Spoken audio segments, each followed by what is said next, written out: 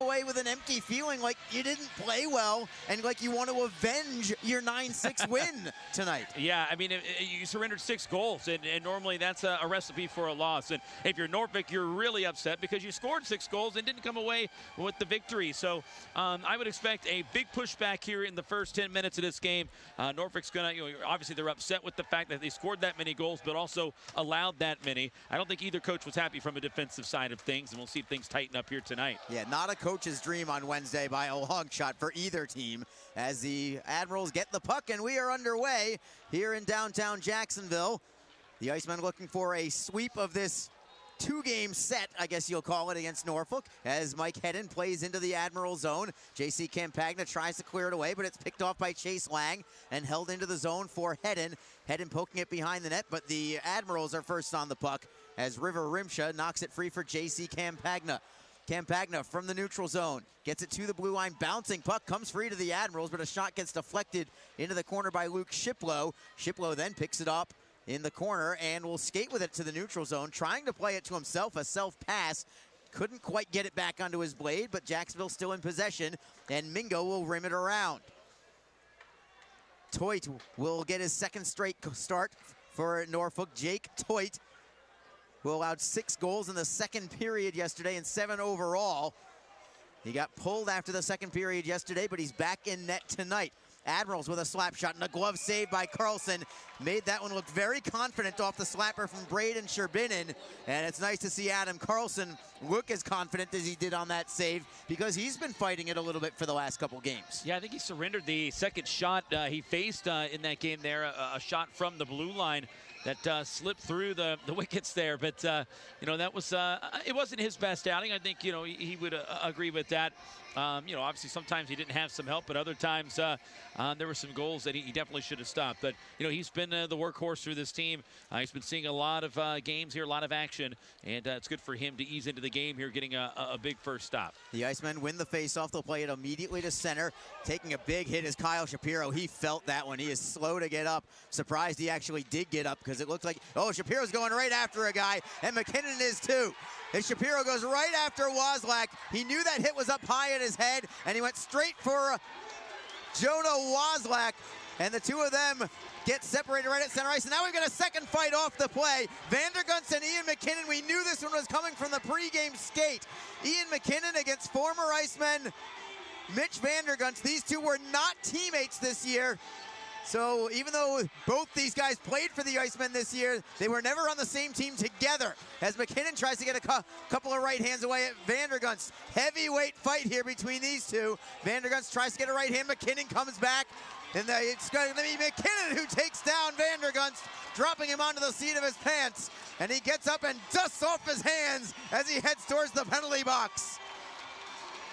Fireworks early here in this one, Arlie, and these two were chatting in the pregame warm-up, so you had a feeling that maybe something was going to happen between the two of them. They just decided to get after it in the standpoint of the fight with Shapiro and Wozlowski there. But man, some fireworks there, and and look, Mitch Vandergunst, tough guy. He's been in the league here. He can certainly throw him. He's got a little bit more weight there, I think, on McKinnon. McKinnon handled himself pretty well. Did a good job tying up Vandergunst and got the unofficial win, I guess, with the takedown, dragging him down to the ice. And we'll see if those two pick up some extra penalties here. They're headed to the penalty or the locker room because it could have been a secondary altercation that took place after the fight from Shapiro. So we'll see how this plays out. But could be some early exits for those two guys, being the secondary altercation following the Shapiro fight. Definitely could be, which would make it 9 forwards for each club, essentially. But for Norfolk, I think they even are playing one man short already, if I'm not mistaken. We'll see if we can get those numbers in just a moment, but I believe that that's the case. Nothing on the scoreboard. I was actually curious to see if there was going to be a penalty on the Admirals for the initial hit on Kyle Shapiro, because he definitely got a hit up high on the head, right up against the glass. could have gone either way. I'm not saying it was for sure a penalty, but it was borderline at best. It was borderline there. He did come up high, and Shapiro was shaking up, and obviously got up and skated straight to him, and with the gloves off. So now you may be looking at a situation where Shapiro could be picking up a penalty for instigating that fight, which obviously he clearly did, but you could also understand his reasoning why. So we'll see how the penalties face up, but right now, an early, a little bit of fireworks here, and the officials are going to have their hands full. They're all discussing it right now down on the ice. As far as how this is going to stand. And I don't mind this from Jacksonville's perspective whatsoever. One, you got to stand up for yourself, and the Icemen did. Stand up for yourself and stand up for your teammates both at the same time. And secondly, I think they needed kind of a little charge, you know, just something to kind of light a fire underneath them despite the win on Wednesday. These are the kind of things that sometimes carry over not just during the course of a game, but over a numerous amount of games potentially, especially if you can start working things the right way. So here it is. Here's your penalties, all at the 1:38 mark of the first period. Shapiro and Wozlak both get 5 minutes for fighting. Vandergunst and McKinnon both get 5 for fighting, and both get a game misconduct for second altercation, and that's what it is. Both those guys are gone. Yeah, that's tough. You know, I mean, we had a feeling they were going to go. You'd almost just kind of wish they would just wait a little bit later on, get your fight out of the way if you're going to do it, and then you can participate the rest of the game, because, again, it's now both teams are going to be short of forward. I think you already said Norfolk might be down 2 forwards now with the departure of Vandergunst. But either way, good little scrap there, and I'll tell you, they grow them tough there in Whitby, Ontario. Yes, of course, they the do. Clark brothers I'm speaking of, and now Ian McKinnon.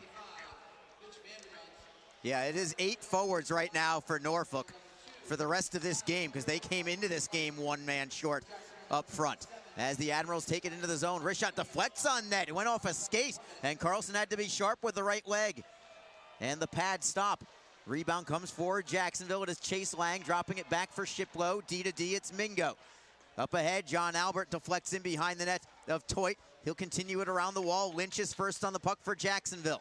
Brendan Warren looking to center. He is double teamed. Lynch pulls it away, tries to keep it in with the help of Shiplow. They do keep it in. It's Mingo at the right point, winds and fires. Glove save is made by Toit. He saw it all the way, and we'll have a draw to his left with 17:06 to go in the first.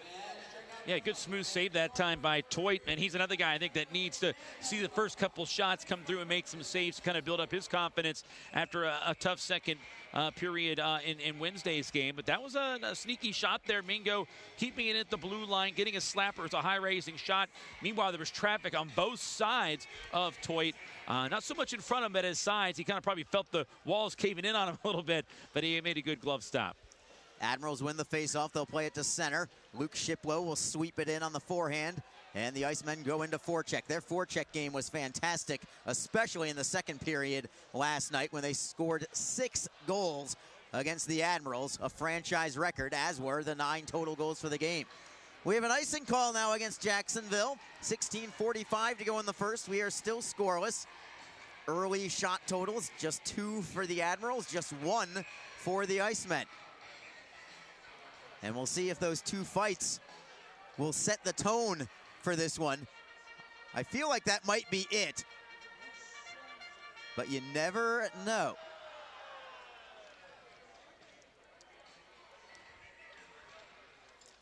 Admirals win the faceoff. It is Girard spinning to his backhand side, poked away by Jacksonville. Not cleared yet. Campagna plays it in. Centering feed deflected away. It is Lynch trying to win a foot race to the puck in the Admiral zone, and he will win that race, but he gets hit from behind. No call this time from your referee, Eric Krasnichuk, as the Icemen attempt to keep it in, but a pass is intercepted by the Admirals.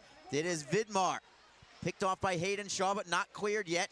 Campagna looks to center. He'll skate to the blue line instead and drop it behind the back for Masonis. Masonis behind the Jacksonville net, tries for the wraparound. Carlson got there a little late, but in time to make the stop. And Chris Leidsman sweeps it around the boards for Martin. He can't clear either. Pressure from the Admirals trying to draw first blood. It is Vidmar. Knocked off the play by Hayden Shaw. Good defensive effort. Adam Dowda knocks it free to an open side. Hall tries to skate away from a man, leaves it for Hall, and the Icemen finally will break out of the zone and have a 3-man rush.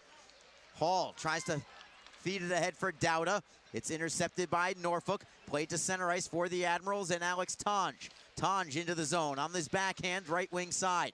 Poked away by Jacksonville. Tonge gets it right back. The Icemen again try to get it free, but Tonge in the slot finally loses it to Dowda. He had to contend with a loose stick that was on the ice also. Was almost acting as a third defenseman for Jacksonville.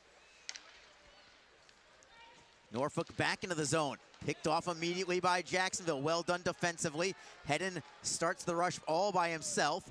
He'll play it into an open corner, and River Rimsha rims it around, no pun intended there, and it comes free for the Admirals. Ross for Rodriguez into the zone. Drop pass, eludes Tonge, comes free for the Icemen. Trying to gain some speed as Albert gets it across to the left side. Hedden with a wrist shot, and Toit just able to get his blocker on it and keep it out of the net as Hedden tried to go short side on that shot. Admirals work it free. They'll play it for Tonge, then for Rodriguez. He'll snap it into the right side of Carlson, and the Icemen pick it up as Norfolk completes a change. Admirals with a steal in the neutral zone. Jacksonville gets it right back. Here comes Brendan Warren with speed. Oh. What a move around Sherbinin. Wrist shot and a save is made. Rebound is loose. Bouncing puck, and the Icemen couldn't get it. Comes back to the blue line, and Warren again battles to keep it in the zone. What a rush there from Warren as Wasey Rabbit will flip it into the corner for Warren.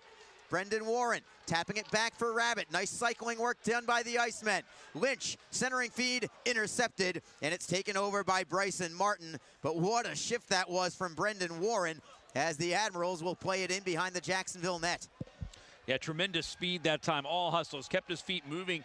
And then when the puck got deep and sent back up the boards, he did an excellent job on the back check as well. And look at Bobby Lynch here. He's going 1 against 6. It was 1 against 6. There were 6 guys on the ice. They never called it. All 6 of them were on our half of the ice. Oh, and wow. by the way, we're not on the players' bench side. But they never called it. We play on. And the Admirals really get away with one as Norfolk tries to play into the zone, but the Icemen are first on, and a beautiful 360 by Cederholm knocks it free for Dowda. Dowda back for Cederholm, still in his own end. Cederholm circles the back of his net and plays to the right side for Martin. Martin to deke around Rodriguez. Passes to the right for Dowda, but it eludes his stick, and it comes loose for Scott Dornbrock for Norfolk. Down to 13-13 to go in the first period. Still no score between Jacksonville and Norfolk.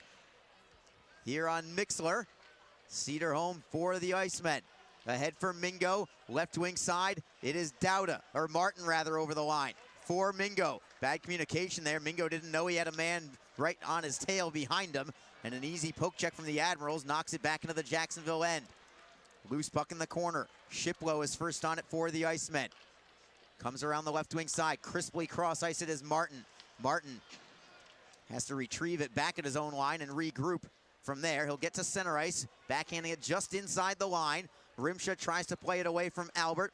Got it to center, but no further. Mingo, a quick hard around. McEnany first on the puck for the Admirals. Ahead for Campagna, throwing it blindly into the slot. There was nobody there for either team, and the Admirals pick it up off the wall.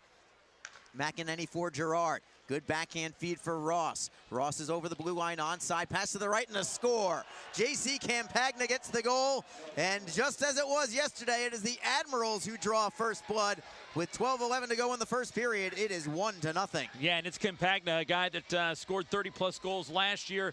And he was open on that wing, and he's a guy that you cannot allow to get some good shots and time to take those shots.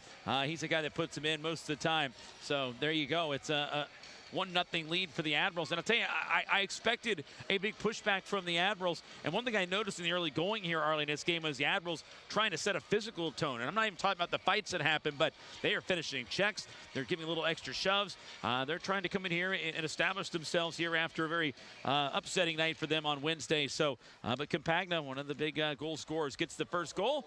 And this is the second time Norfolk's been able to do that here this week. It is his 12th of the season. Assisted by Taylor Ross and Freddie Gerard, and we will take a break in the action with 12:01 to go. Jacksonville trailing 1-0 in the early going to the Norfolk Admirals. Actually, we'll keep it right here for right now, as the Icemen down by a goal against Norfolk. And Reeder, though, just same way as yesterday, surprising to me, I know Norfolk was going to come out with a push, but I was expecting Jacksonville to come back with a push also. Yeah, just because they got off to such a slow start on Wednesday, you would think that, hey, we don't want to get off to that slow start again. And we got lucky to the fact that we had a big period. And again, the Icemen only 2 shots on net, and it's been Norfolk kind of controlling the physical side of the game, and then of course grabbing the first goal. So. Again, do I think the Icemen need to panic? No, because as we said on Wednesday, Norfolk's going to give up their opportunities. We've already seen a couple by Jacksonville. Toit's been able to make a couple stops, so the opportunities are going to open up. But Jacksonville needs to tighten up on the defensive side because, again, you cannot allow a guy like Campagna to get some time and space like that, because he's going to finish off his chances, and he did. And that's something that Bobby Lynch told you in the game day preview, is we've got to tighten up defensively above everything.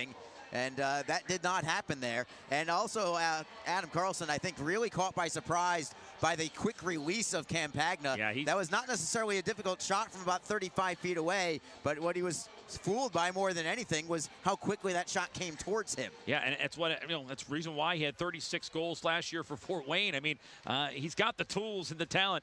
Had a good sporting cast there last year. He can score at a moment's notice.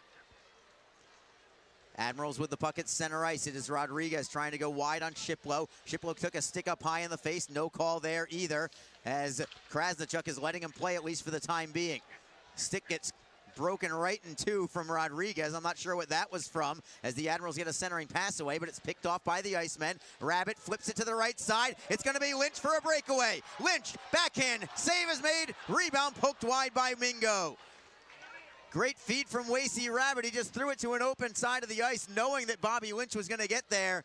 But Jake Toit making a huge save to keep this one at 1-0. That was perfectly placed there by Wasey Rabbit. He was on the opposite wing. Tons of space for Lynch. He was full steam, and just a little soft floating flip, and he caught up with it and went in for that breakaway chance. And unfortunately, unable to convert.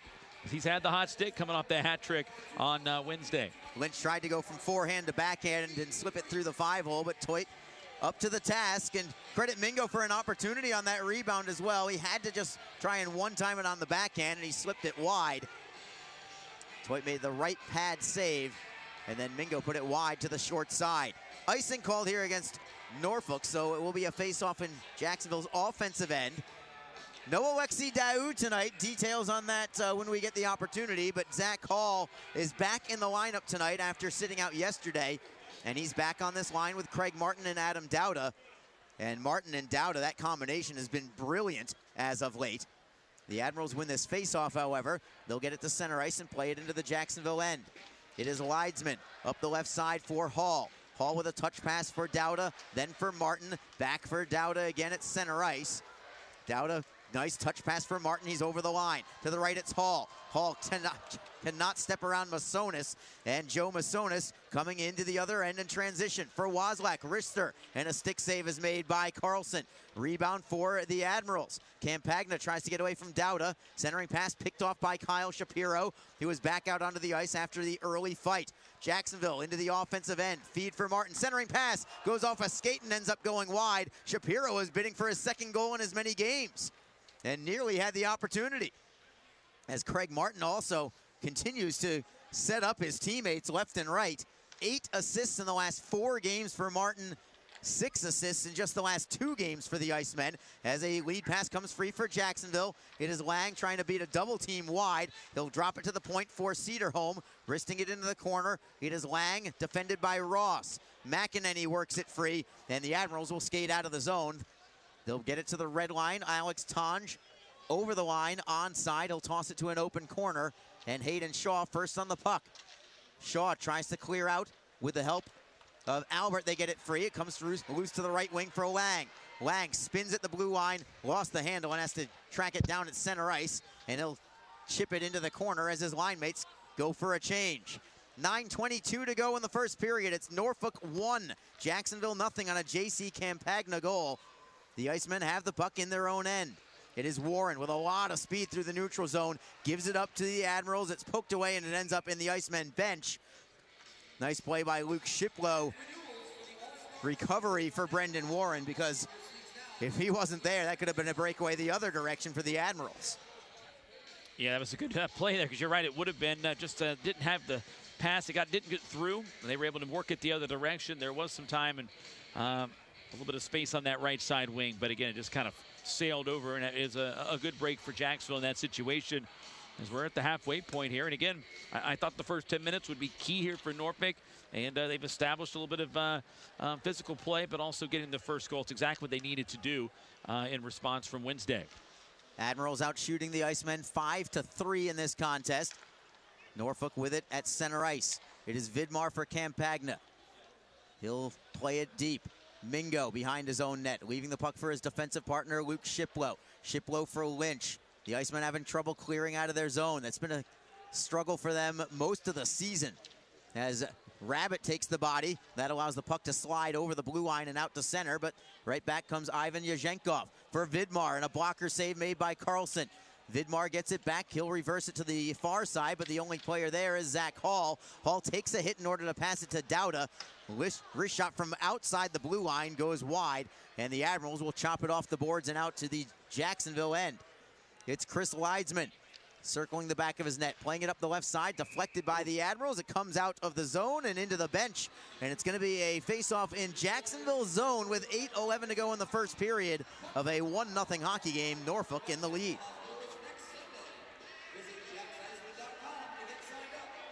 Don't forget, next up for the Icemen tomorrow night, actually tonight I should say, right after the game, Reader, you're going to be heading down to Fort Myers to Estero, Florida, as the Icemen visit the Florida Everblades in a crucial game, and then come right back on Sunday against the defending champion Newfoundland Growlers.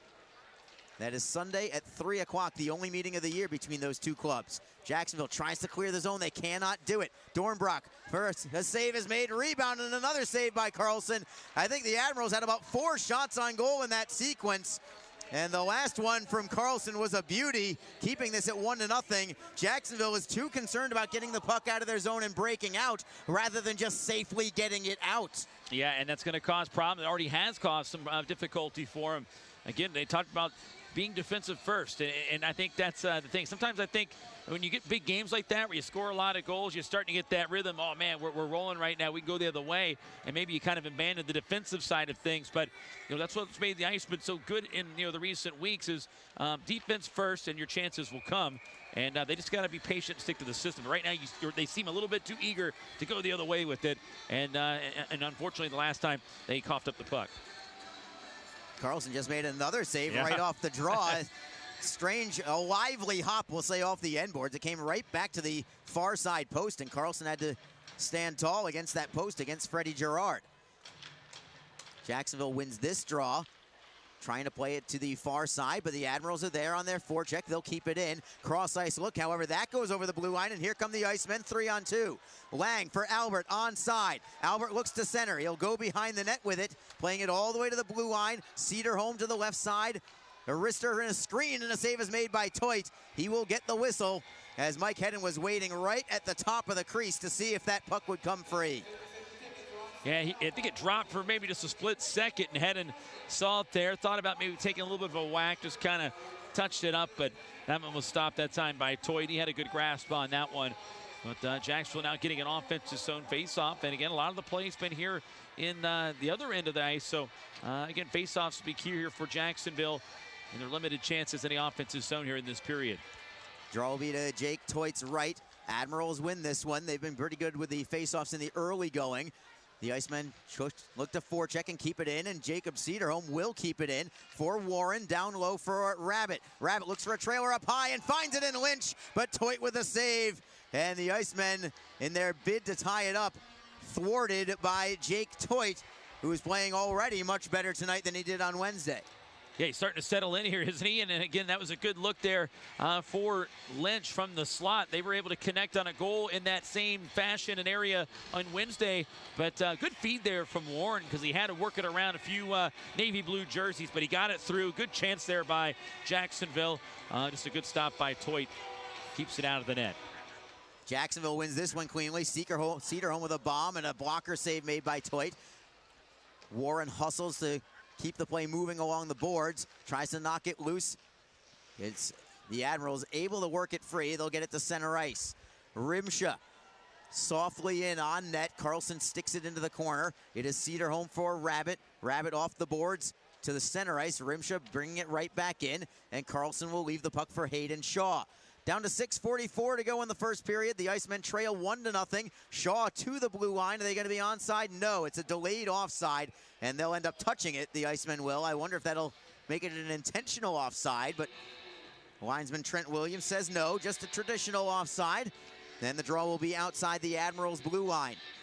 No power plays yet for either team, but we did have some fireworks in the early going if you're just joining us. A pair of fights in the opening minute and a half of this game,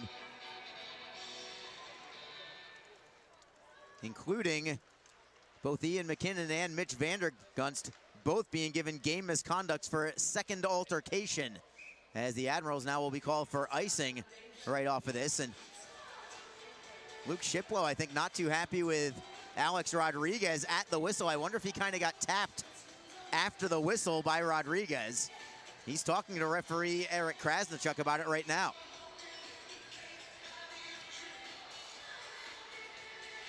It's John Albert on this face-off. He's got Mike Hedden to the left against the far side glass. Chase Lang completes the forward line, and Jacksonville wins the draw. It is Lang playing it down low, but the Admirals are first on it. They'll play it to the left for Ivan Yazhenkov, who will play it back to the Jacksonville line. Shiplow takes the body, then gets tripped up on the play. It's going to be a penalty here on the Admirals, and it's Rodriguez this time getting called for the infraction. Those are the exact same two players that we were just talking about that Shiplow was upset with, and apparently Rodriguez didn't get away with it the second time. He didn't, and I'll tell you what, if there was no penalty on that, Luke Shiplow would have been furious. I got to tell you, there's nobody on this team who gets hit high with sticks, elbows, and it doesn't get called more than Luke Shiplow. It's simply incredible. He's just like a magnet, and he never really seems to get the calls. That time he did, and I'm certain he would have been furious if that one, because that was pretty obvious. But he takes the beating sometimes up high, but he toughs it out, and he's going to stay out here for the power play try. It's the first Darley's Plumbing power play for the Icemen tonight, where they are now 9th overall in the league at 18.7%. However, on the flip side, they have allowed a league-high 14 shorthanded goals, including one on Wednesday, to the Admirals. And I wonder if because of that, that is why I'm seeing a unusual alignment here for Jacksonville. First time in a long time that I can recall the Icemen starting their first power play unit with 3 forwards and 2 defensemen. That could be why they decided to go that route, just to have a little more of a defensive presence even on the power play, just in case. But got a couple guys out there that can also put the puck in on net at that position. Puck goes over the glass and out of play in the offensive zone for Jacksonville. So it will be a face-off in the Jacksonville offensive end, down to 1:13 to go on this power play. And the second power play unit comes on. This time it does have 4 forwards, with Mike Hedden acting as a point man along with Hayden Shaw. John Albert, Bobby Lynch, and Craig Martin up front. Albert on this draw. Norfolk's penalty kill, 19th in the league at an even 80%. The Admirals win this face-off. They'll play it the length of the ice. And Jacksonville now in the second half of their power play, looking to make it quick for the equalizer. It is Shaw to the right wing for Lynch, who picks up some speed over the blue line, gains clean entry into the zone. Lynch all the way behind the Admiral net, basically uncontested. To the blue line, Shaw with a one-timer. It's deflected in front, never reached the net. Comes into the corner for Albert. Back to the line for Shaw. Left side it is Hedden. Seam pass for Martin. It is deflected. It goes into the corner, and it is the Admirals picking it up. Masonis tries to clear, held in by Hedden at the blue line. Martin right circle. Down low for Albert. Still 30 seconds to go on the power play. Hedden at the blue line for Martin at the circle. Back to the line for Hedden. Goes to the left circle for Shaw. For Hedden once again. Hedden from the slot. Slap shot goes over the crossbar. It comes off the glass for Martin. 15 seconds to go on the power play. From the blue line, Shaw for Hedden at the left circle. Centering feed, deflected away, and the Admirals will clear it away. Excellent second half of that power play, but unable to convert as Alex Rodriguez comes out of the penalty box, and we skate 5-on-5. 4:03 to go in the first period of a 1-0 hockey game. The Admirals have the lead. Jacksonville from center ice, backhanding into the zone is Hall. Norfolk plays it right back out to the Jacksonville line, and Chris Leidsman possesses. It's Leidsman for Hall. Hustling is Dowda to take it at the red line. He'll chip it into the right of Jake Toit. Joyt on a bouncing puck. Feeds it for McEnany. McEnany to the blue line, held in. Leidsman with a slap shot and a glove save by Toit. Another beauty from Jake Toit as we go to break. 3:38 to go in the first period. It's the Norfolk Admirals 1, the Jacksonville Icemen nothing. This is Icemen Hockey on Mixlr and ECHL.tv. All right, Icemen fans, I got my contestant down here. What's your name? Tonight's game is brought to you by the ECHL, celebrating its 32nd season of affordable family entertainment.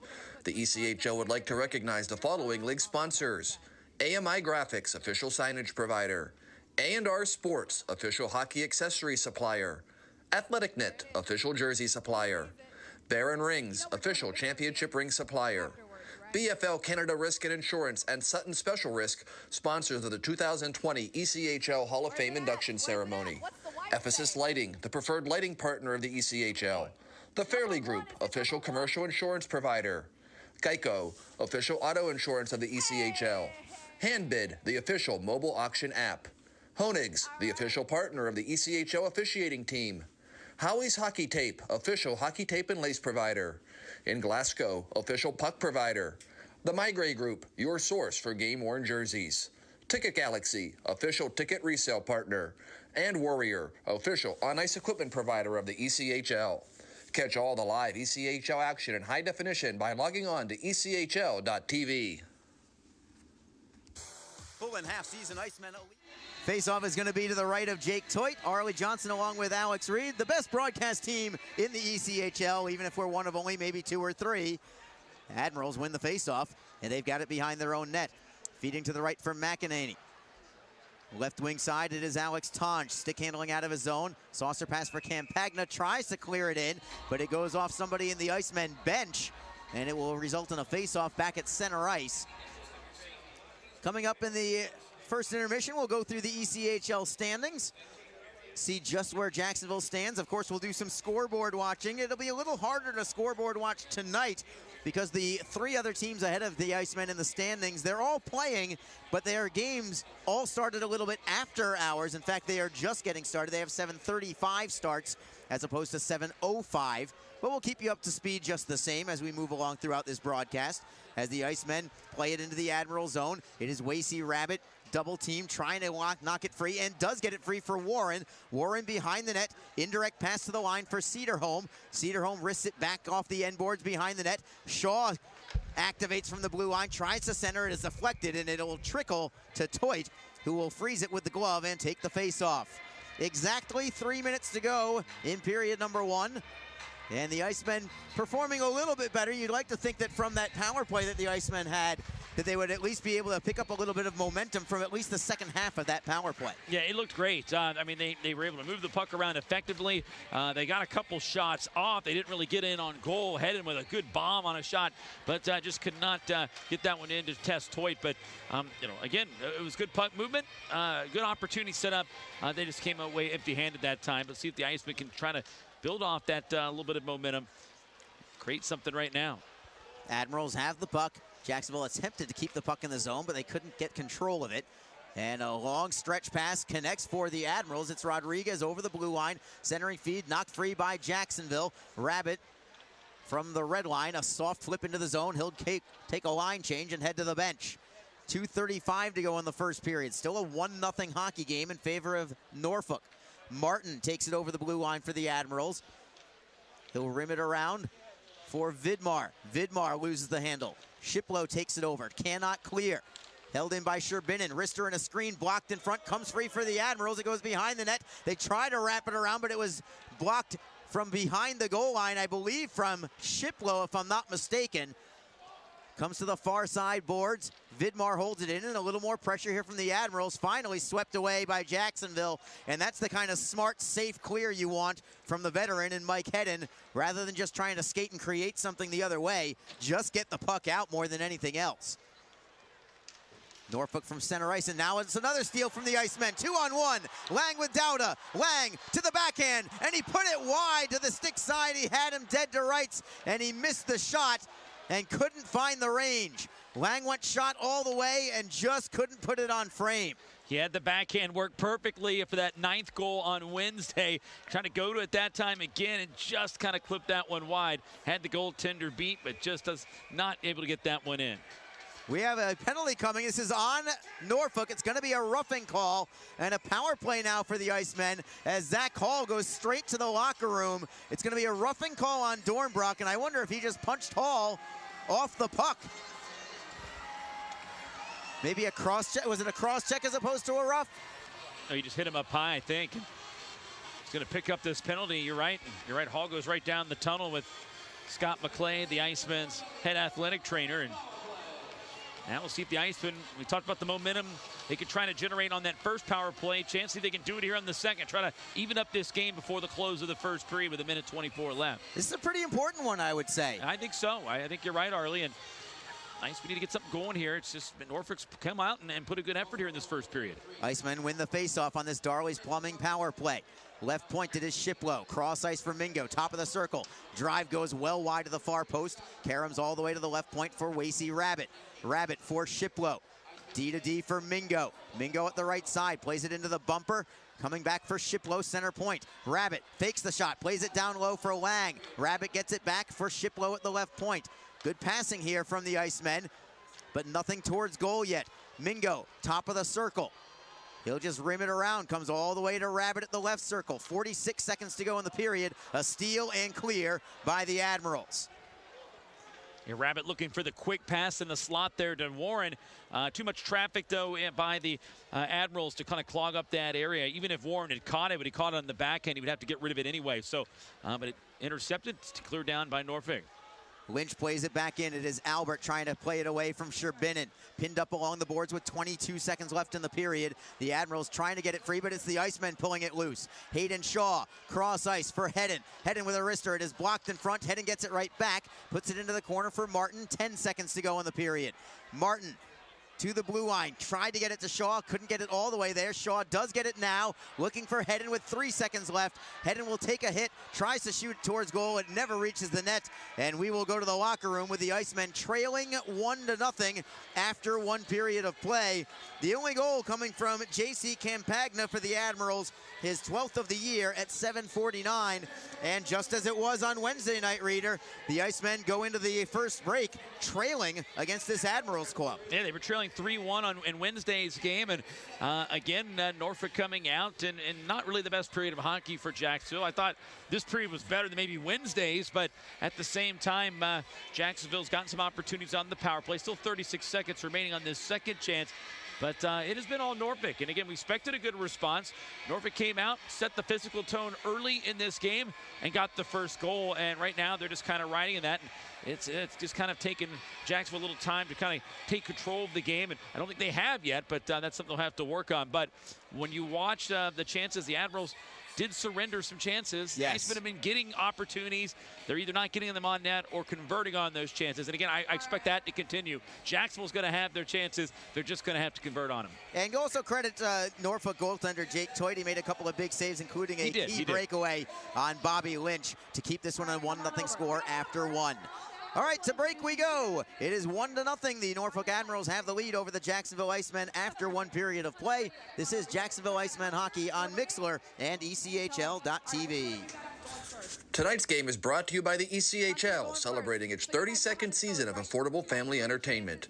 The ECHL would like to recognize the following league sponsors: AMI Graphics, official signage provider; A&R Sports, official hockey accessory supplier; Athletic Knit, official jersey supplier; Baron Rings, official championship ring supplier; BFL Canada Risk and Insurance and Sutton Special Risk, sponsors of the 2020 ECHL Hall of Fame induction ceremony; Ephesus Lighting, the preferred lighting partner of the ECHL; The Fairley Group, official commercial insurance provider; Geico, official auto insurance of the ECHL; Handbid, the official mobile auction app; Honig's, the official partner of the ECHL officiating team; Howie's Hockey Tape, official hockey tape and lace provider; in Glasgow, official puck provider; The Migray Group, your source for game-worn jerseys; Ticket Galaxy, official ticket resale partner; and Warrior, official on-ice equipment provider of the ECHL.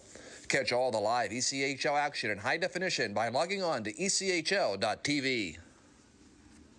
Full and half-season Icemen Elite memberships are currently on sale. Elite memberships offer discounted ticket pricing and guarantees you the same seats to enjoy all of the action. As an Elite member, you will be invited to attend exclusive events throughout the season, receive merchandise and parking discounts, and even meet the team.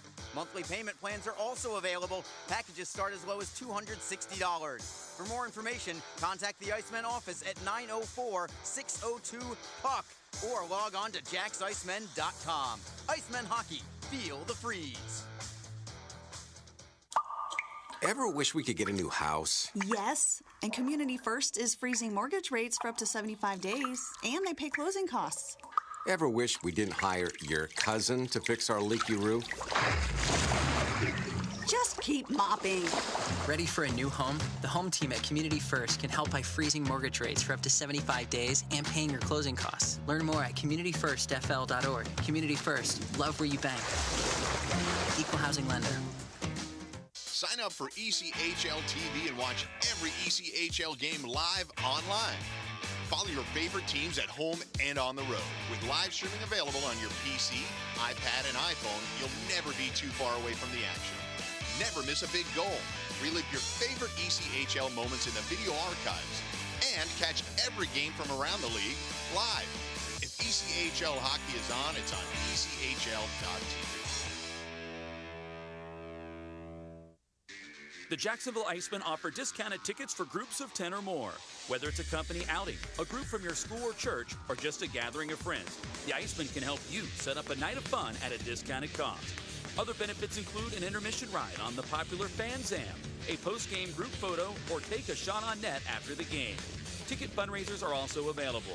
For more information, contact the Icemen office at 904-602-PUCK. That's 904-602-7825, or visit us online at JacksIcemen.com. Icemen Hockey, feel the freeze. Ever wish we didn't have so many bank fees? Ouch! We should get a free checking account at Community First. They even give you a cash bonus. Ouch! Ever wish we had just bought a jar of honey instead of harvesting it? Ow! Bad bee! Have you heard the buzz? Community First is giving up to $200 cash bonuses when you open a free checking account with direct deposit. Learn more at communityfirstfl.org. Community First. Love where you bank. NCUA insured. NHL players have amazing talent, and some of the very best developed right here in the ECHL. Beagles in, he scores! Now, follow all your favorite ECHL alumni every night on NHL Network's primetime hockey show, NHL Tonight. Both teams recognize how big this matchup is. Fire save by Newman. Rebound! Goosebump stuff. NHL Tonight, every night 6 Eastern on NHL Network. If you feel that passion is just the start, if you think practice is never over, if you believe speed limits are just for highways, and Saturday mornings aren't made for cartoons, if you try, fail, learn, laugh, repeat, compete, respect, and unite, then you belong on our team. Join now at team.ccmhockey.com. The Jacksonville Icemen are always looking to give back to the communities of North Florida. The team offers a ticket fundraising program that many local nonprofits and schools and charitable organizations can take advantage of. The program is simple. Your organization sells tickets to an Icemen home game, and a portion of each ticket purchase will go directly to your cause. This is a fun and easy way to raise money and gain exposure for your organization or school. For more information, contact the Icemen office at 904-602-PUCK. That's 904-602-7825, or log on to JacksIcemen.com.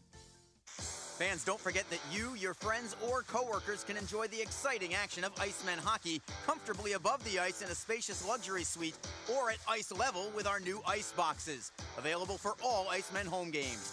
Both options offer food and drink and make for a great way to entertain your company's employees and top clients. For more information and to check game date availability, contact the Icemen office at 904-602-PUCK or log on to JacksIcemen.com. Icemen hockey, feel the freeze. And we are back at the Veterans Memorial Arena in downtown Jacksonville. Arlie Johnson with you from the Publix rink, along with Alex Reed. After one period of play, it's the Icemen trailing the Norfolk Admirals by a score of 1-0. Time to move to the schedule ahead for the Icemen. Today's game completes a 4-game homestand for Jacksonville. Quick roadie tomorrow night in Florida to finish off the month of February, and then right back home on Sunday, March 1st, Sunday afternoon at 3 on March 1st. And what a stretch it has been really since Valentine's Day, but in March particular, Reader. 11 home games for Jacksonville in the first 28 days, and that includes 3 other road games in between then. I mean, it's all home almost all the time, and if you are an Icemen fan and you want to help this team make that push towards the playoffs, you have numerous opportunities to come to the arena starting on Sunday afternoon. Without question, and again, and what a way to kick it off with the defending champions, the Newfoundland Growlers, coming to town. And they've had another good year and doing pretty well in the North Division. So it's going to be a big test. Need the fans to come on out there for that Sunday Publix game. Obviously, we'll be wearing the Pub Sub jerseys. But, of course, it's also an opportunity for fans to come out onto the ice after the game. And, families can go out there, shoot a little bit on net. It's a lot of fun. And that's what it's all about, family fun. But a good way to start off March. You get the defending champions coming down. That doesn't happen all the time. No, almost never happens, in fact. So nice to see the Growlers come back in. The Icemen and Growlers did face each other 3 times last year.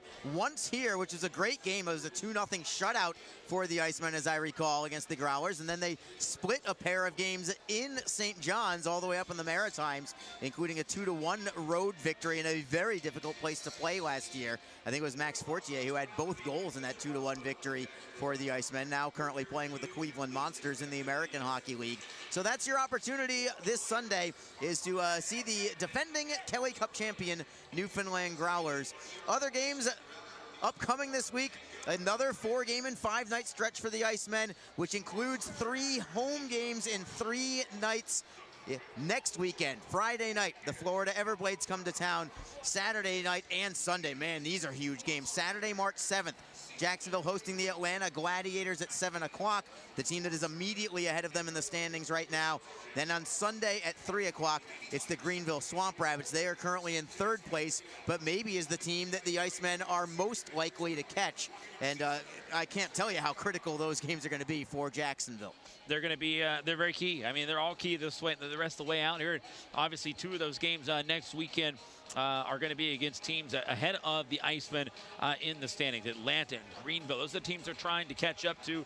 Along with Orlando, we'll see them a little bit later on. But, I mean, this is where we're at. This is a tough stretch here for the Icemen as far as games, but a very key stretch. But the good news, as you said, Arlie, it is all at home. 11 home games, but these are big matchups. And I'll tell you, it's going to come down to the wire. And if the Icemen can keep winning, they've got an opportunity. Again, the key against the Greenville Swamp Rabbits, those 5 games in hand. We'll see if the Icemen will be able to utilize those to their advantage here on home ice. Yeah, they will need to do that. I mean, there is definitely a path for the Icemen to get to the playoffs without question, but they need some things to go their way, and they need to play well themselves. They have to beat the teams that they are supposed to beat, or at least that they're in contention with. They also have a lot of very challenging games. For instance, after tonight, Reader, next 4 games in a row for Jacksonville: at Florida, hosting Newfoundland, at Florida again, and hosting Florida. Yeah. I mean, those are, 2 of the top 5 teams in the entire ECHL. And granted, I don't think you're going to go 4-0. I don't think anyone would go 4-0 with that kind of gauntlet. But if you can find a way to, take care of home ice, 2-2, maybe a 2-1-1 stretch in that little 4-game stretch, and that could really set you up for good things in the remaining part of the month. Well, Florida's a great team, and the Icemen have had their difficulties with them, but the Icemen have also beat them twice, losing in a shootout on another one. So, I mean, they've competed. Very nearly came away with points last Sunday. I mean, it was a heartbreaker. I hate to bring that back up, but again, that was a moment in which the Icemen are going to look back and say, man, we really could have come away with points in that game, and they're going to have to continue to do that. And they're going to have a tough trip here tonight, about 6 hours down to Fort Myers or Estero to take on the Everblades tomorrow, another turnaround. So, of the, I think the now 4 remaining games with 4 or 5 remaining games with Florida in total coming up in tonight, or tomorrow and through the month of March. Icemen are going to have to win, at least half of those if they can, and maybe pick up some points in overtime or something. You have to find a way because, again, they need points, but they're going to have to find a way to beat some tougher opponents here. And even though Florida's not a team they're trying to catch up to, they need to get points out of those games. Yeah, you got to find a way to get at least 500 against these tough opponents like your Florida, like your Newfoundlands. Cincinnati closes out the home schedule of Jacksonville's season with a pair of games on the 27th and 28th, both of them here in Jacksonville. Those will be challenging games as well. Not to mention South Carolina with a home and home in a couple of weeks as well, and you got to find a way to get a split on that one. So all of those things are up ahead for Jacksonville, even though they've got games in hand on the Orlandos and Atlantas and the Greenvilles of the world. They also have some very difficult opponents that they need to try and defeat in order to make ground on those games in hand. All right, we'll take a very quick break. We'll return in just a moment. We'll go through the ECHL scoreboard. Lots of scoreboard watching for the Icemen to do, and we will play along with you when we come back. In this one here, it's the Icemen trailing the Norfolk Admirals 1-0 after one period. This is Jacksonville Icemen hockey. Ever wish we could get a new house? Yes, and Community First is freezing mortgage rates for up to 75 days, and they pay closing costs. Ever wish we didn't hire your cousin to fix our leaky roof? Just keep mopping. Ready for a new home? The home team at Community First can help by freezing mortgage rates for up to 75 days and paying your closing costs. Learn more at communityfirstfl.org. Community First. Love where you bank. Equal housing lender. Sign up for ECHL TV and watch every ECHL game live online. Follow your favorite teams at home and on the road. With live streaming available on your PC, iPad, and iPhone, you'll never be too far away from the action. Never miss a big goal. Relive your favorite ECHL moments in the video archives. And catch every game from around the league live. If ECHL hockey is on, it's on ECHL.TV. The Jacksonville Icemen offer discounted tickets for groups of 10 or more. Whether it's a company outing, a group from your school or church, or just a gathering of friends, the Icemen can help you set up a night of fun at a discounted cost. Other benefits include an intermission ride on the popular Fan Zam, a post-game group photo, or take a shot on net after the game. Ticket fundraisers are also available. For more information, contact the Icemen office at 904-602-PUCK. That's 904-602-7825, or visit us online at jacksicemen.com. Icemen Hockey. Feel the freeze. Ever wish we didn't have so many bank fees? Ouch! We should get a free checking account at Community First. They even give you a cash bonus. Ouch! Ever wish we had just bought a jar of honey instead of harvesting it? Ow! Bad bee! Have you heard the buzz? Community First is giving up to $200 cash bonuses when you open a free checking account with direct deposit. Learn more at communityfirstfl.org. Community First. Love where you bank.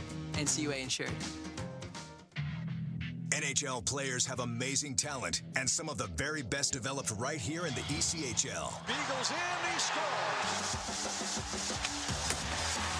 Now, follow all your favorite ECHL alumni every night on NHL Network's primetime hockey show, NHL Tonight. Both teams recognize how big this matchup is. Player saved by Dubin. Goosebump stuff.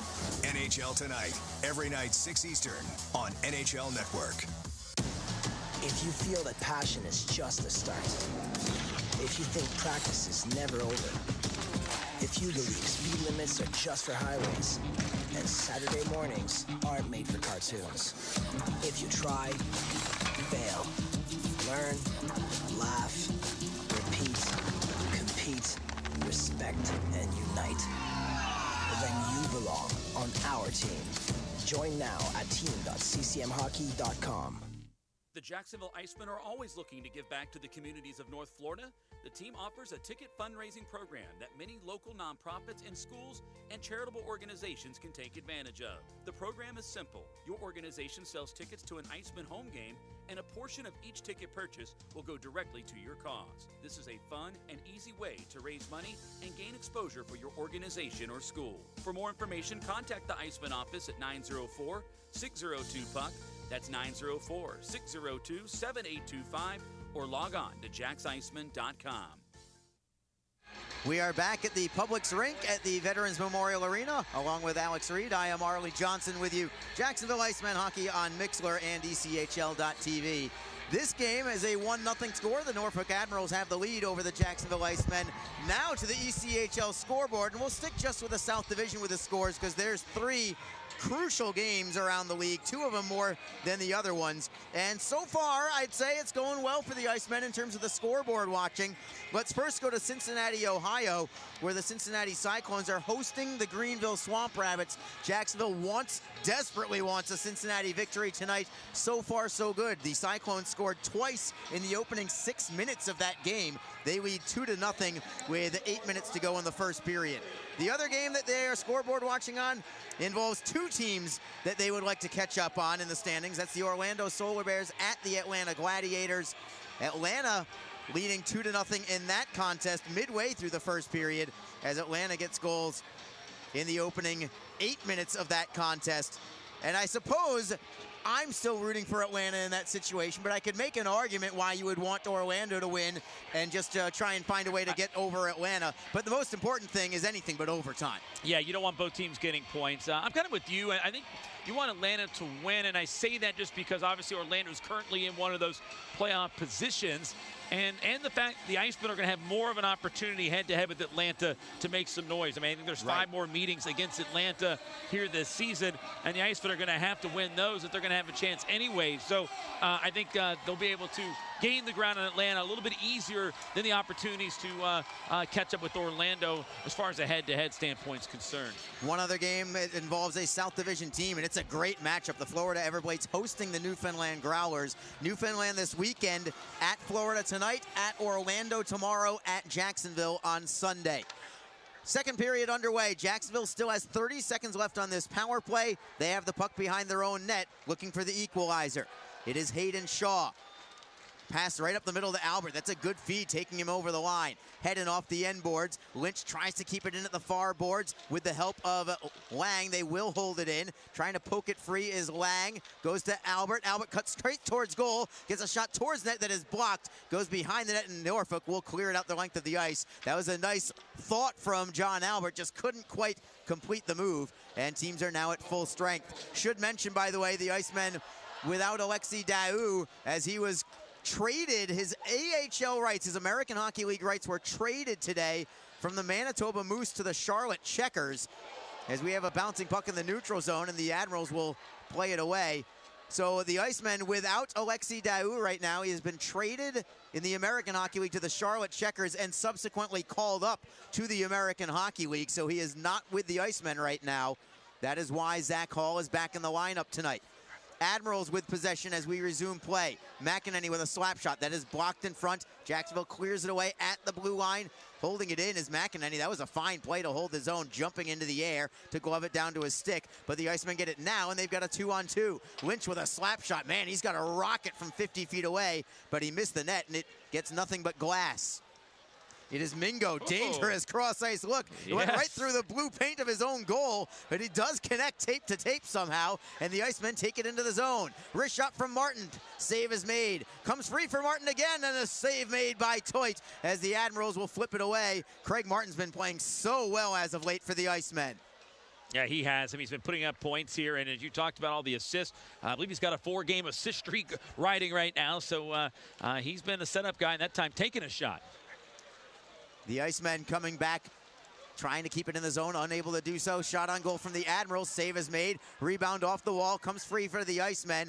Dowda thought might have had a 3-on-2 if he had his head up, but he just wanted to get the puck out of the zone. I am also seeing Kyle Shapiro as a forward on this line with Adam Dowda and Craig Martin, which tells me that Zach Hall is not available right now. Yeah, that's a good pickup there, Arlene. Of course, they're also down another forward in Ian McKinnon, who was tossed from the game there, along with Mitch Vanderguns following their secondary altercation fight in the first. Here's Martin with a wrister. It is blocked. He gets it right back in the offensive zone, waiting for some teammates to get onto the ice on a line change. Martin just plays it deep instead. Dornbrock tries to knock it free from Lang. Gets it loose for Girard, and the Admirals will stick handle through center ice. Immediately picked off there by the Icemen, however. Albert, what a feed for Hedden over the blue line. Great deke by Hedden. He'll curl at the left wing circle and wait for help. Playing it down low for Lang. Lang lets it go for Albert. Albert to the right circle, centering feed for Hedden. Couldn't get the shot away. Gets it back, however. Trying to feed it for Albert. That goes off a stick and comes free to the neutral zone. The Admirals will get it to the red line and clear the zone. And just to be clear, Arlie, with you saying that Shapiro playing up as a forward now for the remainder of the game, the Icemen are really down to 5 defenseman system if they continue to go with the trend of Shapiro jumping up. And that's assuming that Hall is done for the night. Correct, we don't know that. He is just not on the bench as of right this moment. But we'll keep you updated if we hear or see anything about it. If it does stay that way, however, as we have a nice offside call against Jacksonville, then each team will be playing 2 men short in this contest. Yeah. One way or another. It's going to be 14 skaters with 2 goaltenders instead of the standard 16 and 2. Yeah, because I think Norfolk was starting the game short 1, and they lost Vander Gunst again, and obviously McKinnon out as well. Both those in a nice little tussle, but both were involved in that secondary altercation, which comes with the game misconduct. And so they're gone there. And then, of course, we mentioned Hall getting banged up a little bit there in the first period as well. And Arlie, Atlanta now up 3-0 on Orlando. Gladiators are playing great hockey right now. They really are. 5-game point streak, I believe, right now going into this contest. Didn't see it coming from them, I'm not going to lie. But they have proved me wrong, at least in the last couple of weeks.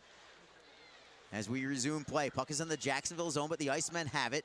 It is Shiplow spinning away from a man, leaving it for Warren. Warren backhanding it up the wall. It's held in at the blue line by the Admirals. Brendan Warren gets it back. He'll use the end boards this time to feed it to a streaking Luke Shiplow. Shiplow tries to shovel it ahead. Vidmar got a piece of it. Tries to play it away from Shiplow. Penalty coming. This is on Jacksonville, and the Icemen will be shorthanded for the first time tonight. It's a hooking call against the Icemen, and the Admirals head to the power play. Shiplow heading into the box. Go ahead. Yeah, you're going to say Shiplow's heading off here and kind of disputing the call right now, but Norfolk's going to get a chance in a power play and an opportunity to try to jump back and build on their lead right now of 1-0 if they convert on this man advantage chance. Couple of quick scoring updates. Atlanta has just gone to 4-0 over Orlando. Not even 12 minutes into the game. Also, Greenville has cut the gap in half. It's now 2-1 Cincinnati, as the Swamp Rabbits are on the board with 4 minutes to go in the first period. Let's return to where our focus needs to be, though, and that's the Icemen on a penalty kill, trailing this game 1-0. Slap shot from Norfolk. Never found the range, deflects high into the air, but it stays in the zone, and the Admirals still have the possession of the puck. Masonis down low for Girard. Backhander goes wide to the far post, held in by Alex Tonge at the right circle. Norfolk on the power play this year, 24th in the league at 14.9%, as Tonge rips one wide. It is held in by Masonis. Masonis into an open corner. Hayden Shaw, nice fake to give himself a little more space, and he'll clear it the length of the ice. It was just a subtle little head fake, as if he was going to go one way, shook off the Norfolk defender who bid on that, then allowed him the space to take the time and get the clear 200 feet the other way. Jacksonville's penalty kill now 14th in the league at 81.9%. They have allowed a league-high shorthanded goals with 14. They have also scored a league-low shorthanded goals with only 2, and those were both in the same game. Admirals with the puck in the offensive zone, still on the power play. Rimsh's shot, he fanned on it, barely got anything on it, and the Icemen are able to get to the puck and clear it out. 46 seconds to go on this power play, and Jacksonville's first on the puck. It's a chance for Hedden, and a save is made by Toit. Poor defensive coverage there from Norfolk, allowing Mike Hedden to take the puck from the left wing corner, shorthanded, and went straight towards net, and Toit had to make another big save. Well, Mingo got the clear, and Norfolk was just kind of lackadaisical getting back. Meanwhile, Hedden's like, I'm going for it. And he sprinted into the zone, caught up with the puck, and brought it to the top of the crease, tried a little backhand move. Toit able to keep it aside. Iceman actually had another option for Hedden. If he wanted to drop it back a little higher into that slot area, he had an opportunity to do that there as well. Norfolk needs to get back a little bit quicker there if they're going to avoid those chances going against them. Jacksonville gets the puck. They'll try and kill a little time here with Hayden Shaw, wristing it off the boards, held in by the Admirals, somehow off the wall. Cross ice look, Ivan Yazhenkov to the blue line for Martin. Back for Ivan Yazhenkov at the right face-off dot. Centering feed is blocked by Jacksonville. Well done. Comes back to Carlson, and he will smother it and take the face-off. 16 seconds to go on Luke Shiplow's penalty for hooking. And the Icemen will get a couple of new penalty killers out there in John Albert and Chase Lang. Wasey Rabbit and Brendan Warren heading to the bench. Those two have found some nice chemistry over the last couple of weeks as well.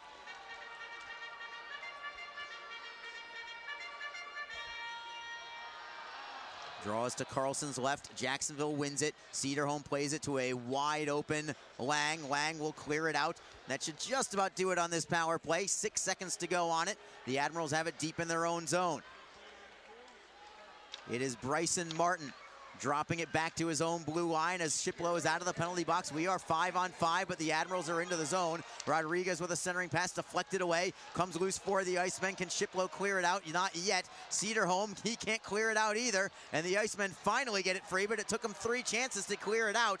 Now it's Jacksonville coming in with a 4-man rush. Wrist shot from a sharp angle. Blocker save is made by Toit. Rebound for Albert. Albert somehow avoids trouble. Feeds it to the right. One-timer from Shaw, and he whistles it wide to the short side. Mike Hedden taking it off the end boards. Hedden for Jacksonville. Plays it, tried to get it to himself, but Dornbrock, it beats him to the puck, and Campagna knocks it out to center. Jacksonville right back into the zone. Hedden taking it off the wall. Poked away by the Admirals. Held back in by Hedden. Looking for Albert.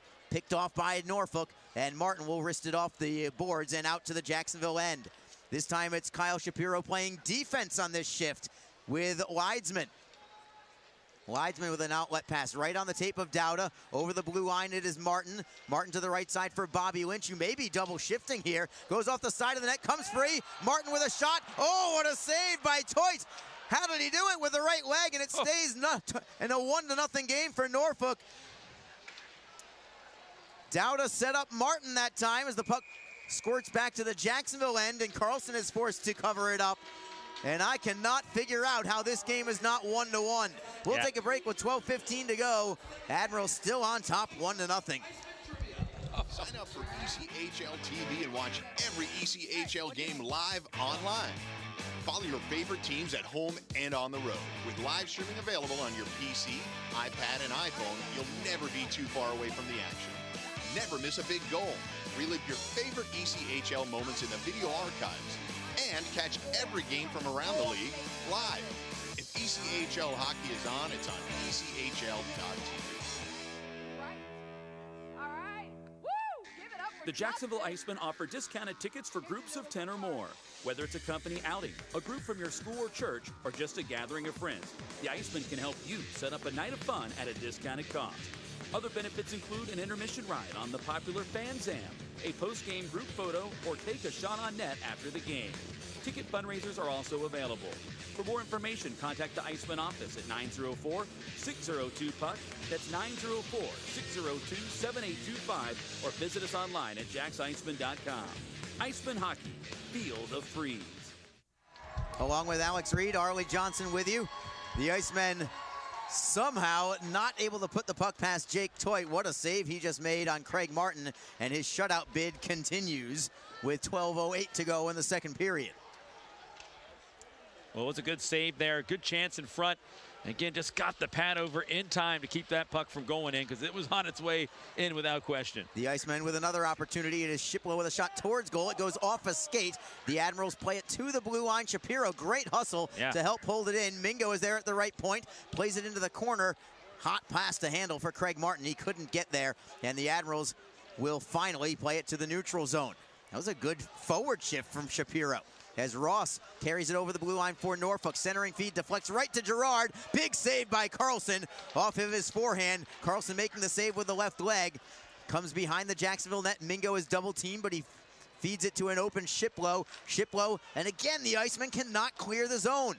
Too busy trying to start the rush the other way. Now it's Martin ahead for Lynch. Lynch over the blue line. Gains the line and stops at the circle. Waiting for a trailer, will play it underneath and gets it right back on the give and go. Lynch all the way to the blue line for Shaw. Left point, wrister in a screen. Turned out to be not much of a screen at all. Toit makes the save as Rodriguez did a good job pushing Brendan Warren away from the shooting lane. Yeah, Warren was right there to set up nice for that screen, but again, that screen quickly washed away. Good job by Rodriguez there. Just simple play. Get him out of there. Allow your goaltender to see the puck that was coming in towards him, and he did. And that was a good routine save by Toit because Rodriguez did his job. Norfolk's playing a sound hockey game tonight. I got to give credit to them as well. No, they definitely are, Arlie, without question. Jacksonville wins this draw cleanly to Shaw with another snapshot from the blue line, and Toit is there for that one. Jacksonville now out shooting the Admirals 15-12. I believe it was a 10-7 shot advantage for the Admirals after one period. So the Icemen already up to 8 shots on goal in just 9 minutes of play in this second period. Right now, the longer this game goes with it being 1-0, I mean, we talked about the effort Norfolk's brought out here today. It's just going to continue. They're going to get more and more confident as this game goes on with them having the lead, and they're going to continue to fight harder as well. Jacksonville winning another face-off, but they have the puck stolen away by Sebastian Vidmar. Vidmar for Martin. Cross ice, it is Sherbinin. Stick handling out to the neutral zone. Got to the red line just in time before tapping it in behind the Jacksonville net. Playing it around the wall is Shaw. Rabbit looks to get it away from a double team with the help of Warren. They do get it loose. It is Shaw for Lang. Lang chips in. Warren's first on the puck behind the Admiral net. With speed is Brendan Warren. Pivots away from a double team. Tries to drop it down low for Lang. Warren gets it back, looking to feed Rabbit, but it was an aerial pass, and it jumped over his stick. The Icemen get it right back at center ice. What a shift by Mingo, but offside will be called. That was close. But we'll give Cole Rui the benefit of the doubt and say that it was offside, whether we agree with it or not. 10 minutes, 10 seconds to go in the second period. And the draw will be in the neutral zone. Jacksonville pounding at the door right now. You almost get the feeling, kind of like a little bit like like Wednesday night, Reader, where, once you break the seal, you could really, have the floodgates open up, but they have not been able to break the seal yet. And the longer this goes, the longer Jake Toit is going to think that he is playing the game of his life. Yeah, I would agree. And the Icemen out shooting Norfolk 8-2 here in this period. They're out chancing him here in the game. The Icemen just have not been able to put one in. They've also maybe sent some wide, some opportunities they didn't get in on to really test Toit. So, Jacksonville's been knocking on the door this entire game, especially here in this second period. But Toit has come up big when called upon. It's John Albert skating into the offensive end. Wrister in a screen, centering feed deflects towards Toit as Lang got a piece of it. I'm not sure if he was actually trying to redirect that on net, but it ended up going that way, and Toit had to be alert to cover it up with the glove and take the face-off. Just keep pressuring the net. In your talk with Bobby Lynch again, pregame, addressing it a second time now, he also talked about getting as many shots on goal as possible, especially against this particular net-minding tandem for Norfolk that is a little shaky, or at least has been. I'm not saying that's the case tonight because Toit is playing so well, but the standard still stays. Just keep putting pucks on net. That's it. I mean, that's the name of the game right now for Jacksonville. But do so by being sound, defensively, being responsible defensively as well. There's been some scary moments here where the Icemen a little bit too eager to go after the puck on a rush and not protecting it and allowing Norfolk some opportunities. Jacksonville has the puck at their own blue line. They've got a 3-on-2 if they hustle, but that play was very slow to develop. Adam Dowda is forced to just backhand it behind the Admiral net. River Rimsha first on it for the Admirals. Playing it up the middle at first and then to the left wing side. Comes Wozlak, defended by Cedarholm. Norfolk to the blue line, shot in the screen, and they had a man in front for a deflection. It ended up going wide, and Dowda will chop it off the wall and out.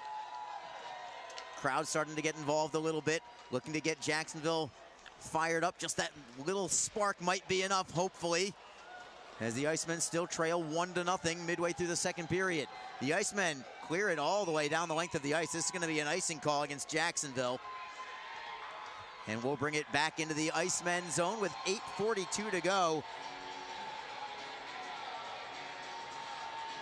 And face-off, I believe, is going to be to the right of Adam Carlson. Jacksonville and Norfolk, as of right now, both playing 2 men short. Seen Kyle Shapiro skate as a forward a few times this period, and he's doing it again right now. He's essentially the right winger on this line with Adam Dowda and Craig Martin. He's on the ice right now with Dejan Mingo and Luke Shiplow. Scramble for the puck off the draw, but it comes free for the Icemen. Goes to Dowda, 2-on-2 with Martin. These two have been magical lately. Dowda over the blue line, stops at the circle. Wrister in a screen is blocked. It comes all the way back to the Jacksonville zone. Chris Leidsman will take it from there. Leidsman off the end boards for Mingo.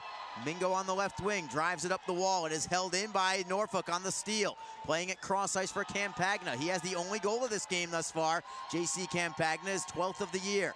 Wasey Rabbit collects the puck. He'll chip it off glass and out. Comes free to the Norfolk line. Braden Sherbinin up ahead. And we've got something going on off the puck. It's Ivan Yezhenkov pounding away at somebody for Jacksonville. I believe that's Dejan Mingo, and it is. Leidsman steps in. This was all off the puck with 8:03 to go, and we'll see what the penalties will be. Not sure if you caught it or not, Alex. Yeah, I noticed Ivan Shenkov coming in, and he kind of rimmed the puck around, but then Mingo was kind of facing him and gave him a little bit of a shove, and then they separated, and it seemed to be it. But then back behind the play, as Rabbit was going in on the forward check, they got tangled up again and grabbed a hold of one another, and then that's when Leidsman jumped in as well to try to get between the two.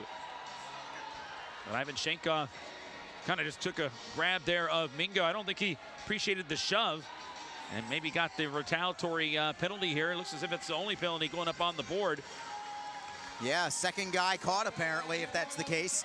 And it will be a Darley's Plumbing power play for the Icemen with an opportunity to even the score at 1. Quick update, Cincinnati leading Greenville 2-1 after one period of play. The Atlanta Gladiators, oh my goodness, after one period, Atlanta all over Orlando, 5-0 after one period. And a critical draw. The Icemen win it. This is a critical power play. It's Hayden Shaw at the left wing half wall. Plays it to the line for Hedden.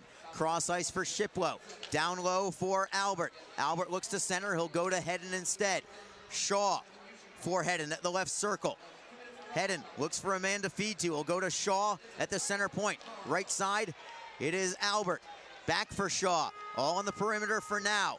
Hedden, top of the left circle, winds and fires. It is deflected. He took too long to take that shot. The Icemen trying to get it back. Alex Tonj, however, gets the steal and the clear to the neutral zone. Hayden Shaw zips it cross ice. Touched ahead by Albert, trying to set up Lynch. It is held in with the help of Albert. Albert spinning away from Gerard. Excellent work there by Craig Martin, rather. Got away from a couple of men. Got knocked off the puck. That was a clean hit by Norfolk, and the Admirals are able to clear it away. 1:05 to go on this power play for Jacksonville, and their second unit comes on. At least most of it. Wasey Rabbit on the ice along with Chase Lang.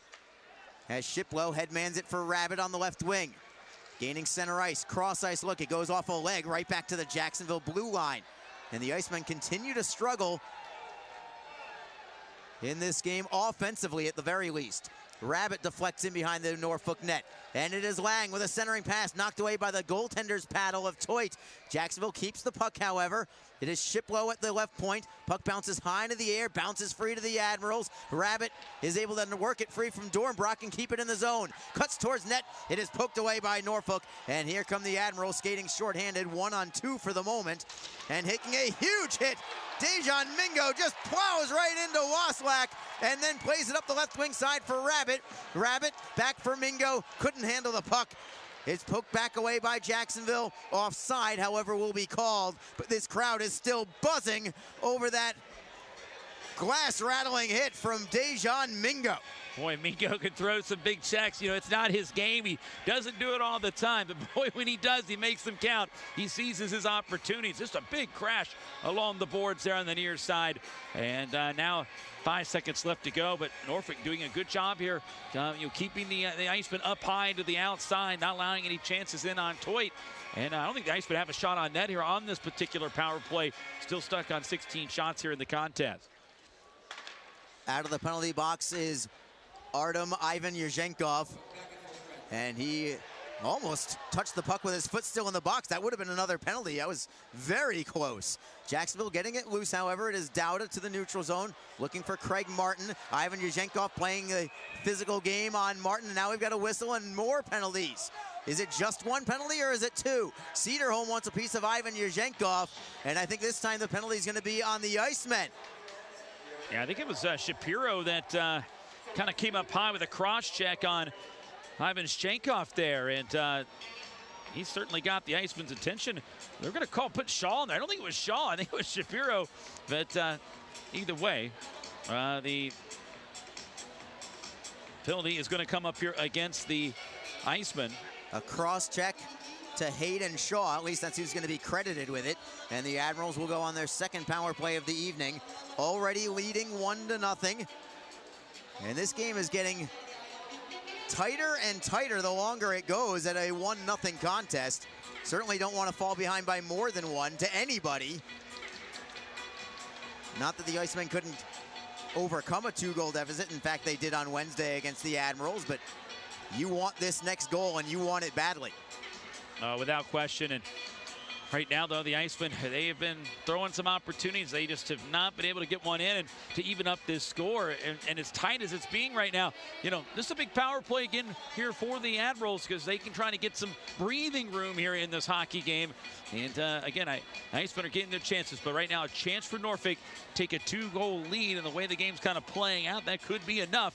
But we'll see. Arlie, obviously a lot going on. But no doubt this is a big special teams moment in this game.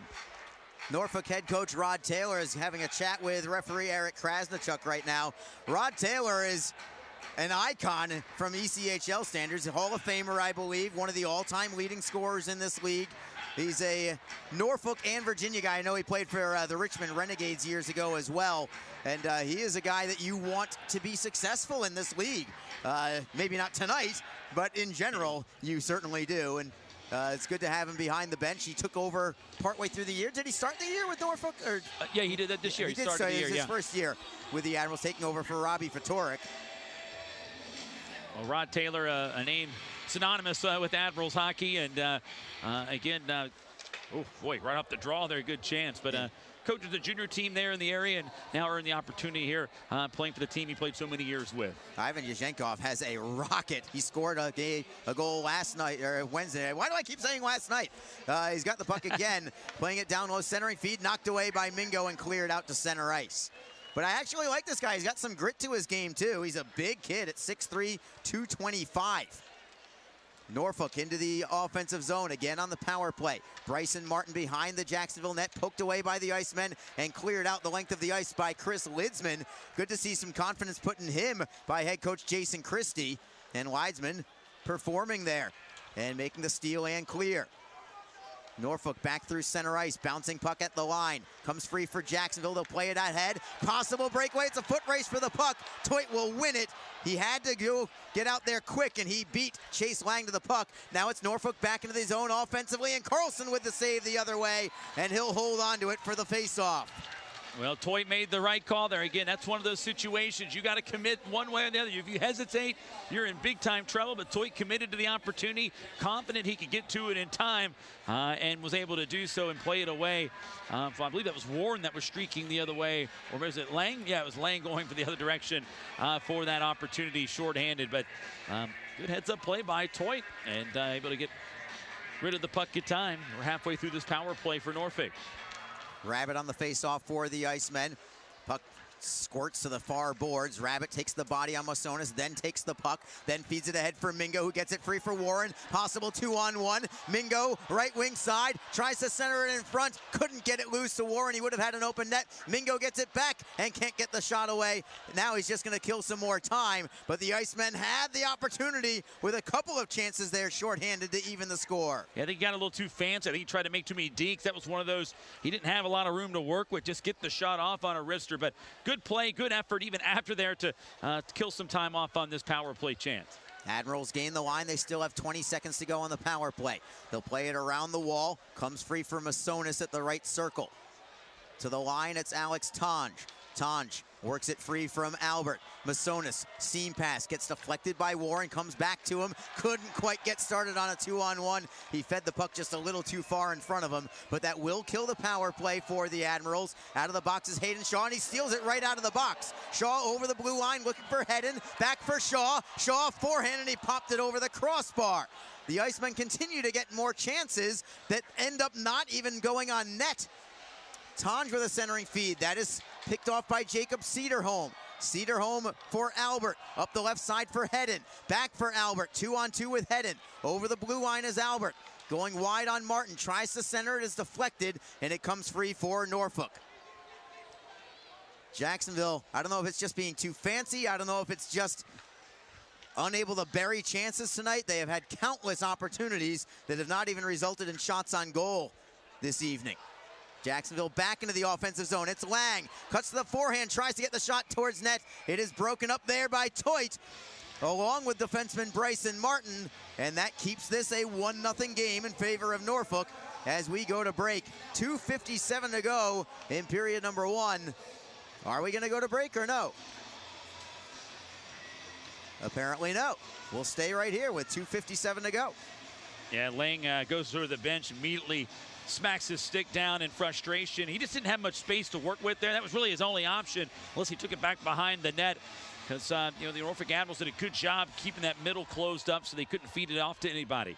Icemen win the face-off, but Mingo has it stolen by Campagna. He carries up the right wing side. Excellent recovery by Dejan Mingo. His closing speed is fantastic. And now it's Jacksonville in transition. Rabbit gains the blue line. Flip pass for the trailer, and Lynch centering feed deflects to the opposite wing. Rabbit picks it up. Looks for Lynch. Lynch, wrister, and a save is made by Toit, guiding it with a right arm. Jacksonville continues to pour it on with chances at the blue line. What a play by Shiplow to keep it in the zone. He walks the line and fires. Glove save by Toit. And we stay 1-0. The Icemen up to 21 shots on goal right now, and shots attempted has got to be about double that. Without question, Harley, they're throwing a lot of shots there towards the net. A lot of them aren't getting on, but the ones that are very good opportunities and scoring chances.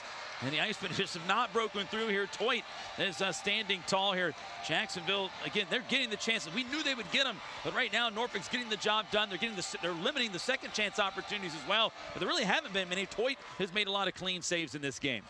Admirals win this faceoff. They do not clear. It is Martin trying to tap it loose to the blue line. It is Dowda for Wiseman. Rister is blockered aside by Toit. Another save by him as the Icemen continue to pressure. Penalty coming on the Admirals. It's a delayed call, and there is your touch-up and a power play for Jacksonville as Dornbrock stares down his former teammate in Kyle Shapiro. And Shapiro with a little bit of a chirp back for Dornbrock. Yeah, these guys are just abusing one another with the lips there as they're just yapping away. But I'll tell you, these guys, you get heated. There's definitely a lot more energy, a lot more of that extracurricular stuff, a little bit more spice in this game as far as that's concerned than what we saw on Wednesday. So definitely getting a little heated between these two teams. But, and it should be. Norfolk's come out and set that tone early, got the goal. And and the Icemen are still battling it away, trying to get the first one on. Toit here, and they got a good chance here. 2 minutes left in the period, essentially. 2-minute power play. Let's remind all of you that the Icemen and Admirals played to a 9-6 game on Wednesday, just 2 nights ago. Now 1-0 late in the second period. Another Darley's Plumbing power play for Jacksonville, trying to break this shutout bid from Jake Toit. It's Mingo, right circle. Rister goes off the end boards wide to the short side. Comes free for the Admirals. They'll try to backhand it out. Luke Shiplow, fine play with his leg to hold it in the zone. Shiplow gets it back. Right side it is Mingo. Mingo, Rister in a screen, well wide, and the Icemen hustle, trying to keep it in, and they do. Chase Lang, away from one man, feeds it for Rabbit at the left circle. Cross ice it is Mingo, and a drive, that goes wide. Comes off the boards for Rabbit, still plenty of time on this power play. Shiplow for Mingo, top of the right circle. Fakes the shot, throws it in front, save is made, rebound, score! It's a power play goal for the Icemen with 1:14 to go. I believe it is Brendan Warren's goal. We're knotted up at 1. Well, they were knocking on the door all night, Arlie, and then Dejan Mingo continuing to throw the puck towards the net. Toit makes a good first save, but Warren was right there on the front door and was able to kind of lob that one over the reaching glove or the blocker. I think he knocked it out of midair. Yeah, I think it did pop up there. It went up, and then, yeah, he batted it and just got it in, and great. That's not going to be a high stick infraction at all, or hit in with a high stick. He hit that low just over the reaching blocker of Toit. And just too many chances for the Icemen. At some point, you thought they were going to break through. Although we were all getting a little concerned up here, Toit has certainly brought his A game tonight. He made a good first stop. Just a good hand-eye coordination that time by Warren to tap it home. Here's Joe Massa with your goal call. 14th goal of the season, number 41, Brendan Warren. Assisted by number 10, Dejan Mingo. And number 4, Luke Shiplow. Time of the goal, 18 minutes, 46 seconds. And the Icemen now in the final minute of the second period, continuing the pressure offensively. It is Hayden Shaw, left circle, into the high slot, and then the give and go. Shaw cuts towards net, backhander. Oh, what a save by Toit on a gorgeous give and go between Mike Hedden and Hayden Shaw. And the Icemen really starting to feel good about themselves offensively at this point. Chance after chance, shift after shift. And Arlie, you're starting to feel it, not just because they scored the goal, but they're starting to take that control of the game. The excellent job the Icemen did on that power play to keep the puck in the zone. I mean, there were so many chances Norfolk had to clear. Good reaching, good blocks to hold it in first. And the fact that the Icemen are maintaining possession for long periods and sequences of time, that shows they're starting to get a little bit of a groove right now. And the Admirals are going to need to try to tighten that up. Jacksonville wins another face-off as well. It is Shaw for Lynch. Cross ice look for Mingo at the right point. He'll flip it into an open corner. McEnany first on it for the Admirals. Up the wall for Ross, who will chip it out to the Jacksonville line. I think Norfolk is just trying to survive the final seconds of this second period, trying to keep this a 1-1 hockey game. Big hit by Hayden Shaw and McEnany as the Icemen have the puck at their own line. Long outlet pass. Brendan Warren deflects behind the Admiral net. 17 seconds to go in the period as the Icemen took them 39 minutes almost to even this game and get their first goal, but they do get one. Now a penalty coming on Jacksonville. It's going to go to Chris Leidsman for tripping with 8.2 seconds remaining in the period. Yeah, Leidsman got a stick in there, and Ross that time ended up hitting the decks. Got a lot of snow on the left side of his body there in his jersey and down to his pants, but a power play late here. Just 8 seconds to go. The Icemen can survive that, get a clear, and then it'll be up to Norfolk there to start the third period of play with the man advantage. Adam Dowda on this face-off. This is a big face-off. You at least want to go into the locker room still tied. You don't want to give Norfolk a sniff at it, but the Admirals do win the draw.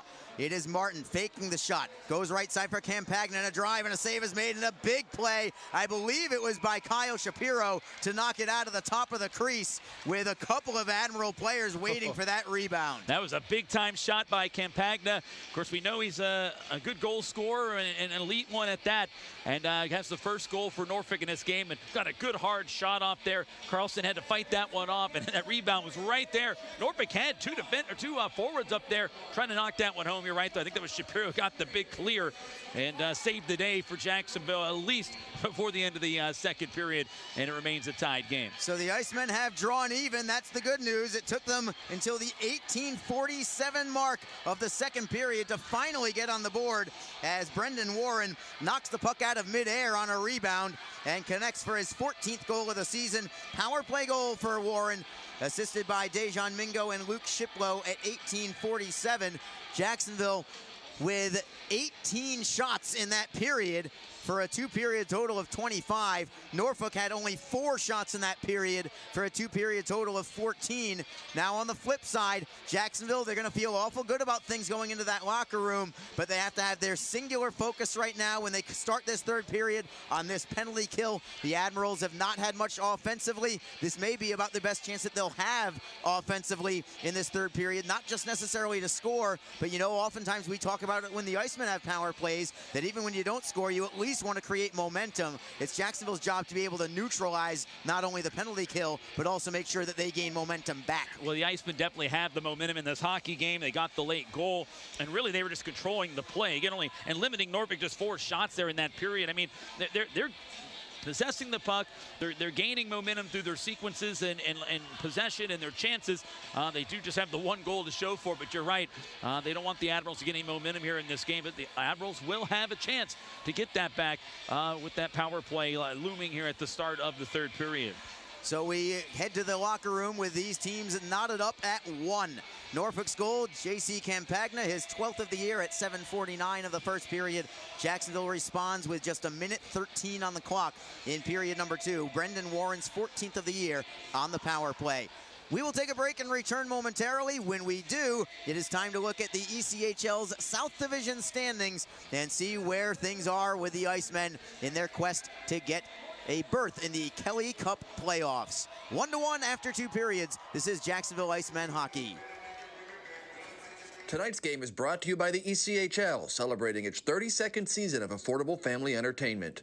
The ECHL would like to recognize the following league sponsors: AMI Graphics, official signage provider; A&R Sports, official hockey accessory supplier; AthleticNet, official jersey supplier; Baron Rings, official championship ring supplier; BFL Canada Risk and Insurance and Sutton Special Risk, sponsors of the 2020 ECHL Hall of Fame induction ceremony. Ephesus Lighting, the preferred lighting partner of the ECHL. The Fairley Group, official commercial insurance provider. Geico, official auto insurance of the ECHL. Handbid, the official mobile auction app. Honig's, the official partner of the ECHL officiating team. Howie's Hockey Tape, official hockey tape and lace provider. In Glasgow, official puck provider. The Migray Group, your source for game-worn jerseys. Ticket Galaxy, official ticket resale partner. And Warrior, official on-ice equipment provider of the ECHL.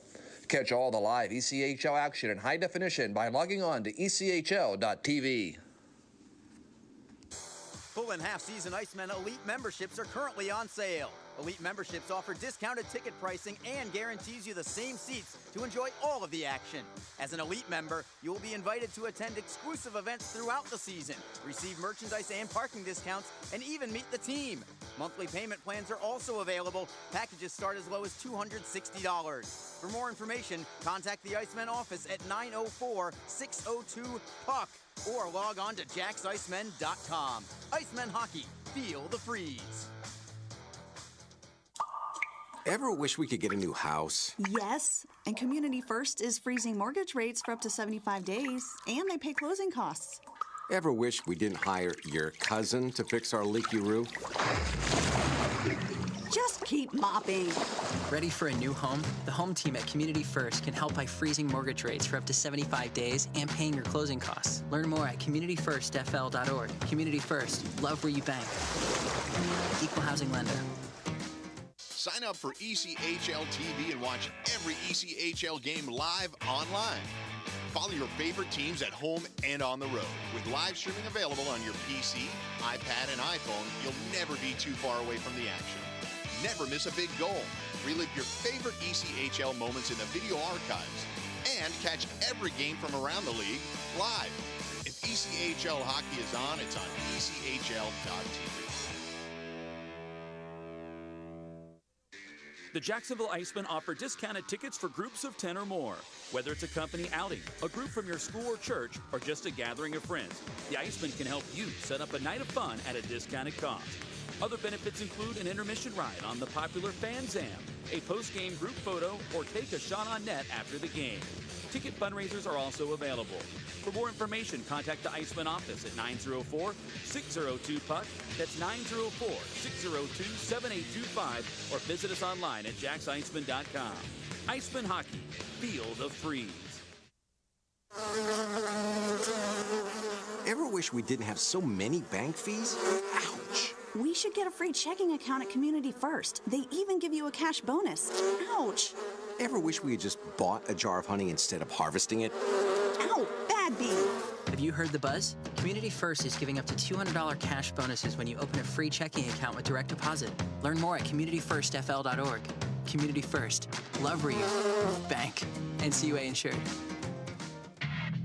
NHL players have amazing talent, and some of the very best developed right here in the ECHL. Beagles in, he scores! Now, Follow all your favorite ECHL alumni every night on NHL Network's primetime hockey show, NHL Tonight. Both teams recognize how big this matchup is. Fire save by Newman. Rebound! Goosebump stuff. NHL Tonight, every night 6 Eastern on NHL Network.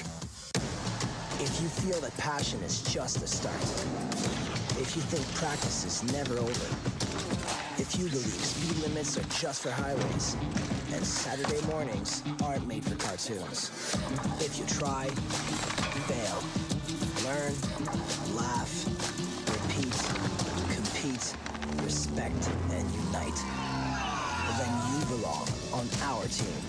Join now at team.ccmhockey.com. The Jacksonville Icemen are always looking to give back to the communities of North Florida. The team offers a ticket fundraising program that many local nonprofits and schools and charitable organizations can take advantage of. The program is simple. Your organization sells tickets to an Iceman home game, and a portion of each ticket purchase will go directly to your cause. This is a fun and easy way to raise money and gain exposure for your organization or school. For more information, contact the Iceman office at 904-602-PUCK. That's 904-602-7825, or log on to jacksiceman.com. Fans, don't forget that you, your friends, or coworkers can enjoy the exciting action of Icemen hockey comfortably above the ice in a spacious luxury suite or at ice level with our new ice boxes. Available for all Icemen home games. Both options offer food and drink and make for a great way to entertain your company's employees and top clients. For more information and to check game date availability, contact the Icemen office at 904-602-PUCK or log on to jacksicemen.com. Icemen hockey, feel the freeze. We are back in downtown Jacksonville along with Alex Reed. This is Arlie Johnson with you. Jacksonville Icemen hockey on Mixlr and ECHL.TV. We've got a little bit of a barn burner going here with a 1-1 hockey game.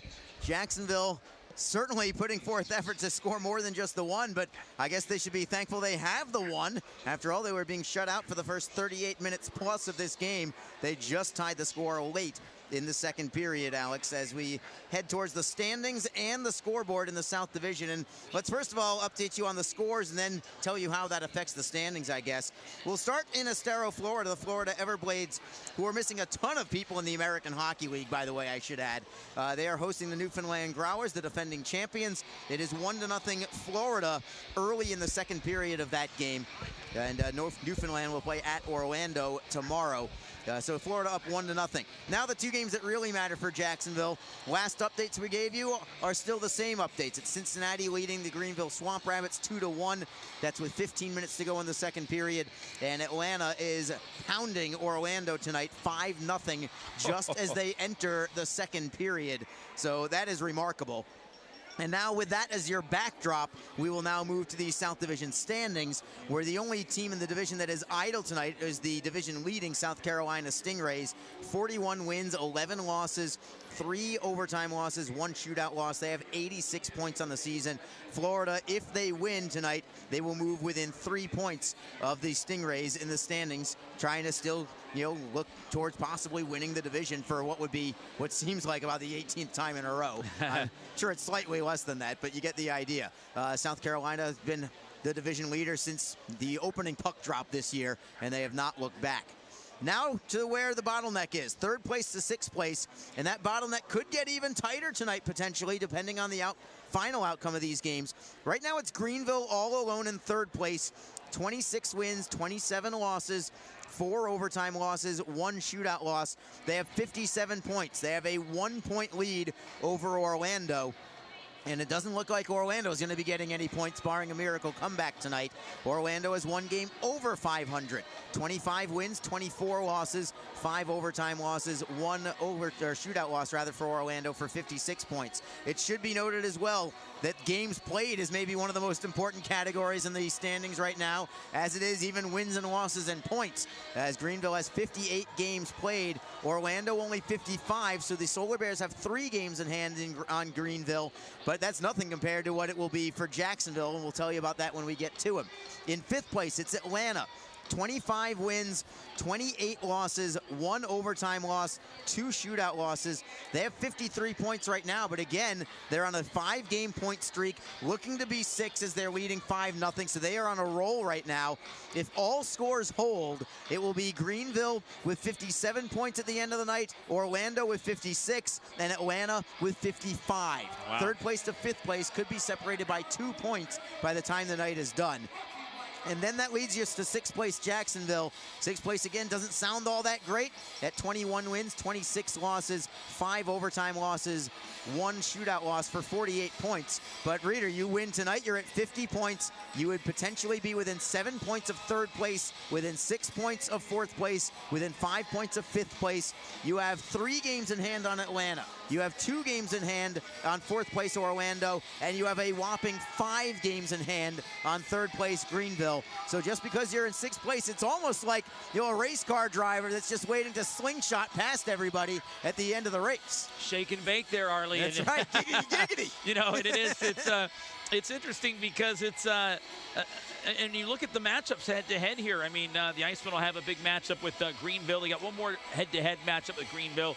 That'll happen next weekend. But, you know, Atlanta, one of those teams now certainly in the mix playing well. And the Icemen are going to see them 5 more times. So, I mean, these are big games coming down the stretch. But you're right, the Icemen, they can hang on and get the win here. If they can find a way to get another goal here and secure this game here and get the 2 points, and then that would be a situation where the Icemen will get a chance to catch up in the pack here. And, I mean, they're very much in this, Arlie. Yes. And again, you know, and that's the way, and the divisional structure makes it that way, the playoff format, having to finish just in the top 4 in your division. Again, you said 6th place may not be the most attractive spot to be, but with the format, all you got to do is be in the top 4. The Icemen could be within, and again, just you said 7 points out of 3rd place in the division with games in hand on everybody in front of them. This bodes pretty well because the team is playing really well right now, and they're going to have to continue doing that. But they're certainly in the mix in this thing. The Icemen, including tonight, have 19 games remaining in the regular season. Granted, they've got some tough competition with the likes of Florida and South Carolina and Cincinnati and Newfoundland on Sunday, but they certainly have a path to the playoffs, and we will follow it step by step, including tomorrow night. Remember, next game for the Icemen, back on the road tomorrow, a rare road game in February or March. It will be the Icemen at the Florida Everblades. Reader, you'll be on the call for that one, and it's going to be a potential revenge matchup from this past Sunday's heartbreak loss 5-4 to Florida, and also a different Florida team than we're accustomed to. We saw kind of a half-different team on Sunday, but they are vastly different right now with a bunch of call-ups to the American Hockey League. Yeah, they really do. They've got tons of key players out right now, and that's one of the things when you're one of the best teams, you start to lose your best players to the next level. John McCarron, their captain, Logan Rowe, 2 guys that have been anchors in that program for the last few years. They're both up in the American Hockey League. And then, of course, then you look at this past week, after the Icemen saw them on Sunday, just a whole gauntlet of call-ups there. Zach Magwood, the rookie, who's had some big games against Jacksonville. He's up in Milwaukee. Craggs, who also had a couple of goals. He got called back up. Blake Winicky now, their top scorer and second-year pro. We said the other day, we're just surprised he hasn't received a call-up. Finally gets a chance now with the Charlotte Checkers after they got decimated at the NHL trade deadline. And then Ken Appleby was called up. He is back, though, with the team. But, again, they got hit with a lot of call-ups right now. Again, they're a little bit shorthanded, and Florida's been reaching for players all over the league just to try to get roster spots. So you could have a team that could be a little, discombobulated a little bit. They're still the Everblades. They got a lot of depth and a lot of good players without those guys. But it is a chance for the Icemen to try to not see the Everblades at their full potential and try to take advantage of it. Yeah, the Icemen with a critical game against Florida. They actually have a critical 3 games against Florida in the next week and a half or so. Remember, they play them on the road tomorrow. They play them on the road again on Wednesday and then host them on Friday. And, as long as those call-ups for the Everblades can last at least, let's say, 8 days minimum, yeah, that'd be perfect. I would feel much better about things. But first things first, let's tackle the 3rd period tonight and then the road game tomorrow. If you're tuning in for the Icemen, make sure you listen to Alex Reed tomorrow evening live on Mixlr and on ECHL.TV. We'll take a very quick break and return for a fantastic finish we've got set up for you. The Icemen and Norfolk Admirals are tied at 1 after 2 periods of play. This is Jacksonville Icemen hockey on Mixlr and ECHL.TV. The Jacksonville Icemen offer discounted tickets for groups of 10 or more. Whether it's a company outing, a group from your school or church, or just a gathering of friends, the Icemen can help you set up a night of fun at a discounted cost. Other benefits include an intermission ride on the popular Fan Zam, a post-game group photo, or take a shot on net after the game. Ticket fundraisers are also available. For more information, contact the Icemen office at 904-602-PUCK. That's 904-602-7825, or visit us online at jacksicemen.com. Icemen Hockey, feel the freeze. Ever wish we didn't have so many bank fees? Ouch! We should get a free checking account at Community First. They even give you a cash bonus. Ouch! Ever wish we had just bought a jar of honey instead of harvesting it? Ow! Bad bee! Have you heard the buzz? Community First is giving up to $200 cash bonuses when you open a free checking account with direct deposit. Learn more at communityfirstfl.org. Community First. Love where you bank. NCUA insured. NHL players have amazing talent, and some of the very best developed right here in the ECHL. Beagles in, he scores. Now, follow all your favorite ECHL alumni every night on NHL Network's primetime hockey show, NHL Tonight. Both teams recognize how big this matchup is. Fire save by Dubnik. Goosebump stuff. NHL Tonight, every night 6 Eastern on NHL Network. If you feel that passion is just the start, if you think practice is never over, if you believe speed limits are just for highways, and Saturday mornings aren't made for cartoons, if you try, fail, learn, laugh, repeat, compete, respect, and unite, then you belong on our team. Join now at team.ccmhockey.com. We are back in downtown Jacksonville as you're looking at a couple of highlights on ECHL.TV. The Icemen are shorthanded to start this third period. Critical moments for Jacksonville to try and keep this game tied at 1, and this power play for the Admirals is for almost the entire 2 minutes. They have a minute 52 remaining on it. Chris Leidsman in the box. His penalty was with 8 seconds remaining in that second period. So critical kill here for the Icemen. Without question, Arlie. I mean, again, you've seized control of the game. You've seized the momentum in this chance, but Norfolk can get it right back with a goal here on this power play chance. It's a pivotal, power play here for the Admirals. And when you look at it, Arlie, too, I mean, we're at that tight game right now. Special teams are going to play a big part here the rest of the way out. And the Admirals have the face-off. They take it into the Jacksonville zone. We are underway on the third period. Jacksonville and Norfolk tied at 1. The Admirals setting up shop in the offensive zone with Campagna. His pass is deflected, comes over the blue line and out to center ice. Bryson Martin, who quarterbacks their power play, will try to wrist it in, but it got deflected out at center, and it goes over the glass and out of play. That should result in a center ice face-off. I believe the Icemen player was outside the blue line, and he was. It was close. Just depended on where he was located, where that deflection took place. But it will be a center ice draw just outside the Jacksonville blue line.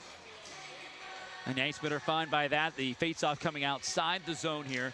The minute 17 to go on the penalty.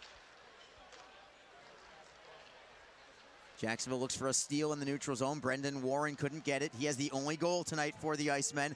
Power play goal late in the first period. Still a minute 3 to go in this power play for the Admirals. It is Martin with a drop pass for Rodriguez. Rodriguez for Vidmar. He's over the line, onside. Flip pass for Ivan Yezhenkov. Rabbit defends on him. Ivan Yezhenkov to the blue line.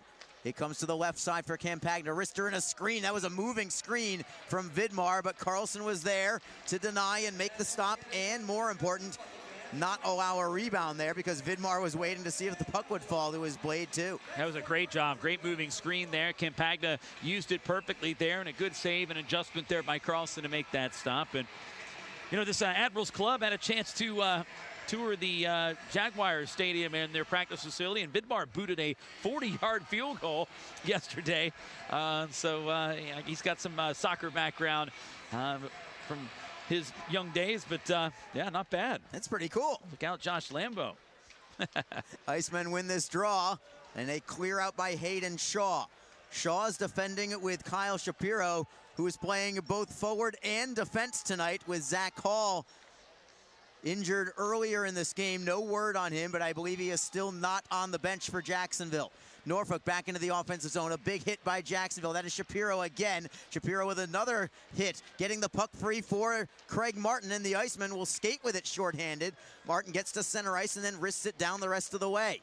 Just 11 seconds to go on this power play for the Admirals. Dowda is in for a body check. Chase Lang also into forecheck. Alex Tonge gets away from a couple of men. Good outlet pass to Gerard over the blue line, but now it's intercepted by Jacksonville, and teams are back at 5-on-5. Excellent kill there from Jacksonville. Norfolk had one shot on goal. It was a tester, but Carlson was there for the save. It is Chase Lang over the blue line with speed to the left circle and a backhander away. Save is made by Toit. He'll gobble it up and take the draw. And the Icemen were able to neutralize that power play, and I don't think that the Admirals were able to build any kind of momentum from it either, so well done from the Icemen. Yeah, they did what they had to do, is get the kill here, now get back to work here as things are even strength. And you're right, it wasn't a power play in which the Admirals were knocking on the door, and you could grab some momentum out of that. Just a good shot there on the moving screen with Vidmar and Campagno working there. But now Jacksonville can try to carry over the momentum they were able to seize there from the second here early in the third. See if they can do it. John Albert at center wins the draw cleanly to the left point for Shiplow. Wrister in a screen. Blocker saved by Toit up high. Rebound from Martin for the Admirals. Chips it off the glass, goes towards the blue line, over the blue line, and the Admirals bring it to center ice. Jacksonville with a steal immediately, and John Albert will wrist it in on net. Toit will stick it into the corner for Martin. Long outlet pass. Ivan Yazhenkov tries to work wide on Shiplow. Shiplow takes the body and leaves the puck for Dejan Mingo, who accelerates out of his own zone. Lots of speed for Dejan Mingo. Passing to the left for Martin. Centering feed. Mingo popped it just wide. Beautiful give and go as the Icemen keep it in the zone. It is Hedden with a slap shot. Blocked in front by an Admirals player who really felt that one. That was Sherbinin. Play will continue as the Icemen still have the puck. And the Admirals think that they should just have a stoppage in play. There's a big save by Toit as we play on, and Ivan Yazhenkov going after another Icemen player as Sherbinin is down right in front of his goaltender in a world of pain. Yeah, where's the trainer? Get out there. There they go. He's coming out there now, but he's been down for a long time. And then Ivan Yazhenkov getting tied up with John Albert, one of the most gentlemanly players probably in the league. Don't know why he's targeting John Albert, but Trainer is not exactly, rushing to Braden Sherbinin's aid here. Finally, just now getting to him. Oh, yeah, he took that one hard there. Maybe in the back of the knee. Did he have his back turned to it? Yeah. Right where there's no padding, I believe. Oh, yeah, and he's not putting much weight on it either. He's getting assisted off by the trainer and Ivan Yazhenkov.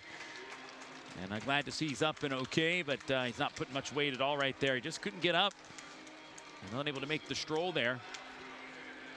Yeah, this is starting to become a battle of attrition at this point. Yeah, and that'd be another body lost if Sherbinin can't come back in this game. So that would be 3 guys down now for the Admirals.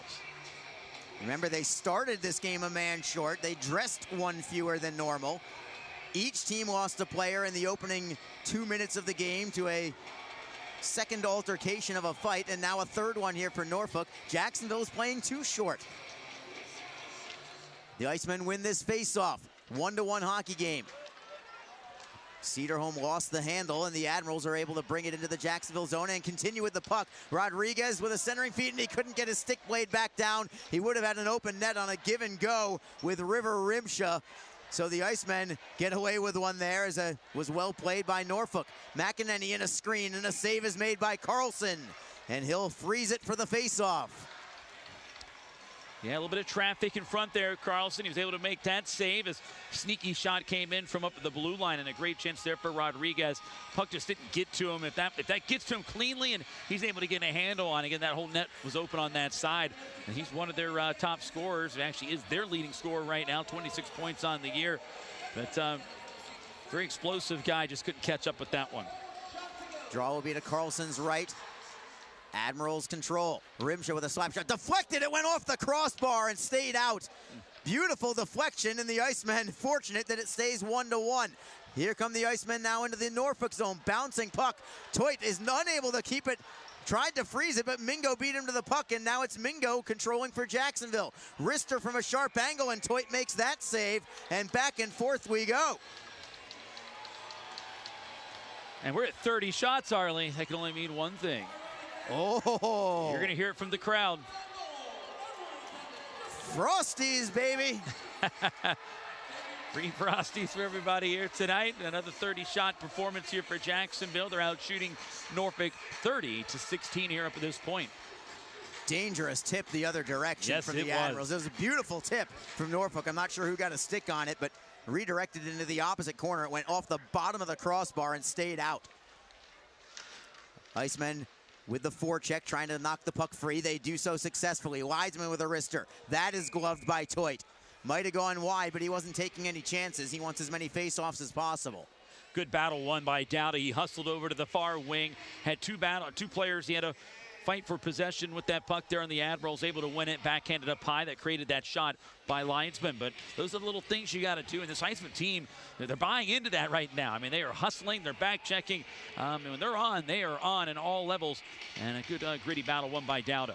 Once again, Kyle Shapiro as a forward on this line with Craig Martin and Adam Dowda. Admirals win this face-off. Dangerous move by Masonis, but he gets away with it and plays it ahead for Vidmar. 2-on-2 with Ivan Yazhenkov. Drop pass, knocked free by the Icemen. Here comes Jacksonville, a possible odd man rush. Dowda over the blue line. He's got Mingo on his right. The pass was deflected. Mingo gets it back, cross ice, and a one-timer, and a glove save is made by Toit as Kyle Shapiro was bidding for his second goal in as many games. Yeah, good stick there that time by the Admirals. That was Masonis getting there, breaking up that 3-on-2 rush, and the pass attempted for Mingo. But a good little stick broke up that chance. But boy, the Iceman got it back and sent it across. Shapiro with a nice hard one-timer, but that one caught right in the mid by Toit. Line change for the Icemen. John Albert with Chase Lang and Mike Hedden. Puck is down. Admirals control. It is Rimsha for Ivan Yazhenkov. At the blue line, Hayden Shaw with a steal. He'll keep it in. Hedden for Albert. Albert back to the line for Shaw. Wrister in a screen. That is deflected. Toit might have gotten a piece of it. Comes free for Campagna and gives it up immediately. Unable to get a shot is Albert. Shiplow trying to hold it in with the help of Albert. They do keep it in. Albert tossing it behind the net. Lang lets it go smartly for Albert. Albert looking for a man in the slot. That's Hedden. On his backhand, it goes off the side of the net. He gets it right back. Hedden at the left circle. Cross ice at Shaw. Slapper. And a glove save by Toit. Jacksonville must see something in Jake Toit to keep going high. I can't tell you how many glove saves Jake Toit has made tonight. Yeah, and he's made them cleanly and smoothly, so they're continuing to work that there. Good puck movement again by Jacksonville, creating chances. And every time Norfolk seems to get a handle on it to try to get the clear, Jacksonville's holding it in. They're keeping the pressure dialed in right now and firing shot after shot in on Toit. Might be better served going low at this point. Remember, Jacksonville's only goal tonight was on a rebound of a low shot. Yeah, and as Jacksonville gets a steal, centering feed, and a save is made by Toit. Cedarholm looking for that shot pass for Bobby Lynch. It ended up just being a shot on goal when it was all said and done, and the Admirals now break in. Wozlak with a shot. That is saved by Jacksonville's netminder, Carlson. Rebound free for Mingo. He took a hit up high as it's cleared out. Will this be a delay of game against Mingo, or was there a deflection? Mingo took a hit as he cleared it out. I am honestly not sure if it hit anything or not, and it did not, the officials will say. Delay of game on Dejan Mingo, and a power play for the Admirals with 14:37 to go in the third. Yeah, and that's a tough one to give up here, a delay of game penalty in a situation where you really weren't feeling any kind of pressure. You often see that time where the pressure starts to mount up, and guys will rush their passes and their clearing attempts there. But he did get hit in the process there, which ultimately doesn't matter in the sense of delay of game, but affected his clearing of that puck. And another big penalty kill here for Jacksonville. And despite all their chances, Arlene, all the momentum, I mean, this is still a tie hockey game. And this decision of this one really still hangs in the balance. Jacksonville does win this draw. They will not clear the zone. Great play by Martin to hold it in. Behind the net, looking to center. is Rodriguez. He'll feed it for Ivan Yazhenkov instead at the right circle. Defending on him is Hayden Shaw for Jacksonville. It is Vidmar down low for Ivan Yazhenkov. He'll stick handle to the top of the right circle. Centering feed picked off by Jacksonville, cleared out by Dauda. And he'll head to the bench along with Craig Martin. Now it's John Albert and Mike Hedden, the veterans, coming on as your penalty killers. As Martin with a deep drop pass for Vidmar. Vidmar to the right side. Clean entry into the zone for Norfolk. Campagna with a wrister. That is blocked in front, and the rebound is cleared away. I think it was Weisman that blocked it. He felt it as he skates towards the bench. Yeah, took it right off the hip pad, I think, Darren. Then got a little smack in the rear there from the stick of Carlson saying, good job, buddy. Norfolk through the neutral zone. It's deflected in by Gerard. Shapiro off the end boards for Cedarholm. Turns to his forehand side and fires it out. 52 seconds to go on this power play for Norfolk. And another very quick line change for Jacksonville. Short shifts here defensively on this penalty kill. It's Rimsha for Norfolk into the zone onside.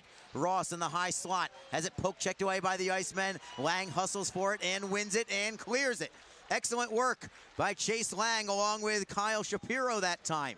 Shapiro's got a footprint on this game for sure. 24 seconds to go on the power play. The Admirals at their own blue line. It's Alex Tonge flipping it into the corner, right side of Carlson. Hayden Shaw is first on the puck, spins away from one man, flips it ahead for Dauda. Dauda high into the air, out of play. There is a deflection. It went off the glass as Norfolk was arguing for what would have been a potential two-man advantage, but they will not win that argument.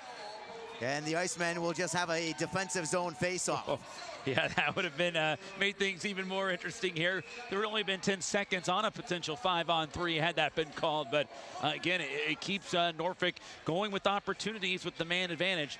And Jacksonville does not want to allow that. That was linesman Trent Williams that made that call, and he was emphatic about it. In fact, he practically banged on the glass himself, saying deflection, deflection. You could tell right away. Norfolk wins the draw. One last chance on the power play. Ross overskates but keeps it in. He'll rim it around for McEnany. Team's back at full strength as the Admirals have a chance. Carlson, big save, rebound, batted out of midair by Jacksonville. It comes free for Mingo. 2-on-1 with Lang. Lang, right wing side. Wrister is deflected out of play. That was a beautiful defensive play by Scott Dornbrock for Norfolk, sliding down to make that deflection as we go to break. 12:24 to go. It's still Jacksonville 1, Norfolk 1. This is Jacksonville Icemen hockey on Mixler and ECHL.TV. Ever wish we could get a new house? Yes, and Community First is freezing mortgage rates for up to 75 days, and they pay closing costs. Ever wish we didn't hire your cousin to fix our leaky roof? Just keep mopping. Ready for a new home? The home team at Community First can help by freezing mortgage rates for up to 75 days and paying your closing costs. Learn more at communityfirstfl.org. Community First, love where you bank. Equal housing lender. Sign up for ECHL TV and watch every ECHL game live online. Follow your favorite teams at home and on the road. With live streaming available on your PC, iPad, and iPhone, you'll never be too far away from the action. Never miss a big goal. Relive your favorite ECHL moments in the video archives. And catch every game from around the league live. If ECHL hockey is on, it's on ECHL.TV. The Icemen tied with the Norfolk Admirals 1-1. Jacksonville wins a face-off in the offensive zone. It's Wasey Rabbit flipping it into the corner for Lynch. Comes free for Warren. Warren with a shot towards goal. It is blocked. Comes behind the net for Lynch. Lynch cannot center. Dornbrock knocks it free. He'll stick handle up the right wing side and knock it loose to the center ice. Jacksonville right back in the zone with Warren. Warren cutting into the slot, gets by one man, but not by a second. Admirals chip, but they do not clear. It's held in by Shiplow. Wrister goes wide to the far post, comes all the way to the line for Mingo.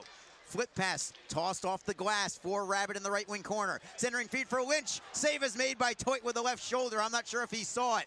Comes back for Mingo, and another drive is blocked by the Admirals and cleared away high into the air at the Jacksonville line. Mingo knocks it free from Vidmar, getting it loose for Shiplow. More chances on the Norfolk net from Jacksonville as a long outlet pass goes by everybody from the Icemen. This will be an icing call against the Icemen, and we'll bring it back into their end. 11:26 to go in the third period. This one's getting tight. Both teams playing awful strong right now. Norfolk's giving it everything they've got tonight. And the Icemen, you want to say that if you're not beating a team that's in last place, you're not playing that well, but I would not agree with that statement tonight. I think Jacksonville is playing a strong hockey game. They just don't have the results they want yet anyway. It is Norfolk with a sharp angle shot. Routine save made by Carlson. Rebound along the wall. Campagna holds it in for the Admirals. Circling the back of the Jacksonville net. All the way to the right circle is Campagna. Has it poke checked away, but it comes right back to Martin. And a great save by Carlson with the blocker, as the Icemen could not clear the zone. Some pressure from the Admirals, trying to knock it free as Lynch. Lynch to the blue line, poked away, still in the zone, as the Icemen continue to struggle. Mingo got knocked off the puck by Campagna. It is loose for the Admirals. Shot towards net, and a save is made. Rebound flipped to the blue line, at the line, still in the zone. Jacksonville still cannot clear the zone. It is back behind the Jacksonville net. It is Shiplow for Mingo, slamming it around the wall. Finally, it comes free for the Icemen, and finally they get it out with Craig Martin stick handling it all by himself, 1-on-3. Keeps the play moving, and somehow the Icemen keep possession of the puck. Cedarholm with a drive. Stick save is made. Rebound for Albert. John Albert at the right circle, turns and fires. Oh. Just missed to the far post. Hayden Shaw off the end boards, collects it for the Icemen. Shaw, the defenseman, is in deep, pivots around one man and takes it behind the Admiral net. Slides by another man with a great move, all the way to the right circle. Down low, it is Lang. Lang behind the net. Heavy pressure from the Icemen. Albert cannot get the pass, and it is cleared away by the Admirals. Right back come the Icemen. Heading over the blue line, right wing side. Drop pass for Albert. Backhander and a save. Rebound, Leidsman, and a save is made again. He really stepped into that one, Chris Leidsman did. Cedarholm at the right point for the Icemen. Flipping it into the corner for Albert. Albert looks for a trailer. He'll turn away from Martin and cut towards the back of the net. Behind the net now is Albert on his backhand. Cuts to the forehand, spins away again, trying to keep the play moving. Stolen by Norfolk, around the wall, and just out over the line. Heavy pressure from the Icemen. Cedarholm trying to keep it moving. Head into the blue line, could not gain the line. Head trying to get it back, slides it back to his own side for Albert. Lead pass forward, stolen and cleared out by the Admirals. Down to 9 minutes to go in the game. It's a 1-1 hockey game. And the Admirals skate into the offensive zone now. Flip pass and a shot from Vidmar that goes wide on the setup from Ross. Hedden will poke it away from Ross and play it to the Norfolk line. It is Ross for Dornbrock. Back to Ross on the give and go, who dekes around Rabbit and cuts through the neutral zone. Campagna gains the line. Flip pass for Vidmar. Poked away by Shiplow. Comes off the boards for Brendan Warren. Warren with the outlet pass off the leg of Lynch, and it will redirect into the Admiral zone. McEnany for Dornbrock. Warren in on the forecheck. Dornbrock up in the air all the way to center ice. Bouncing puck there. Stick up high, but no call there. And now we're going to have a delayed offside as Mingo is very slow to go to the bench. He got a stick up high as Lynch gets a shot that is deflected wide. Comes free for Shiplow. Shiplow behind the Norfolk net. The defenseman is in deep. Great move by Shiplow as he tries to center. Gets by another man and plays it off the back of the net. And the Admirals finally take it away. And another steal from Jacksonville. It's Dowda for Shaw. Shaw, wrister, and a glove save again by Jake Toit.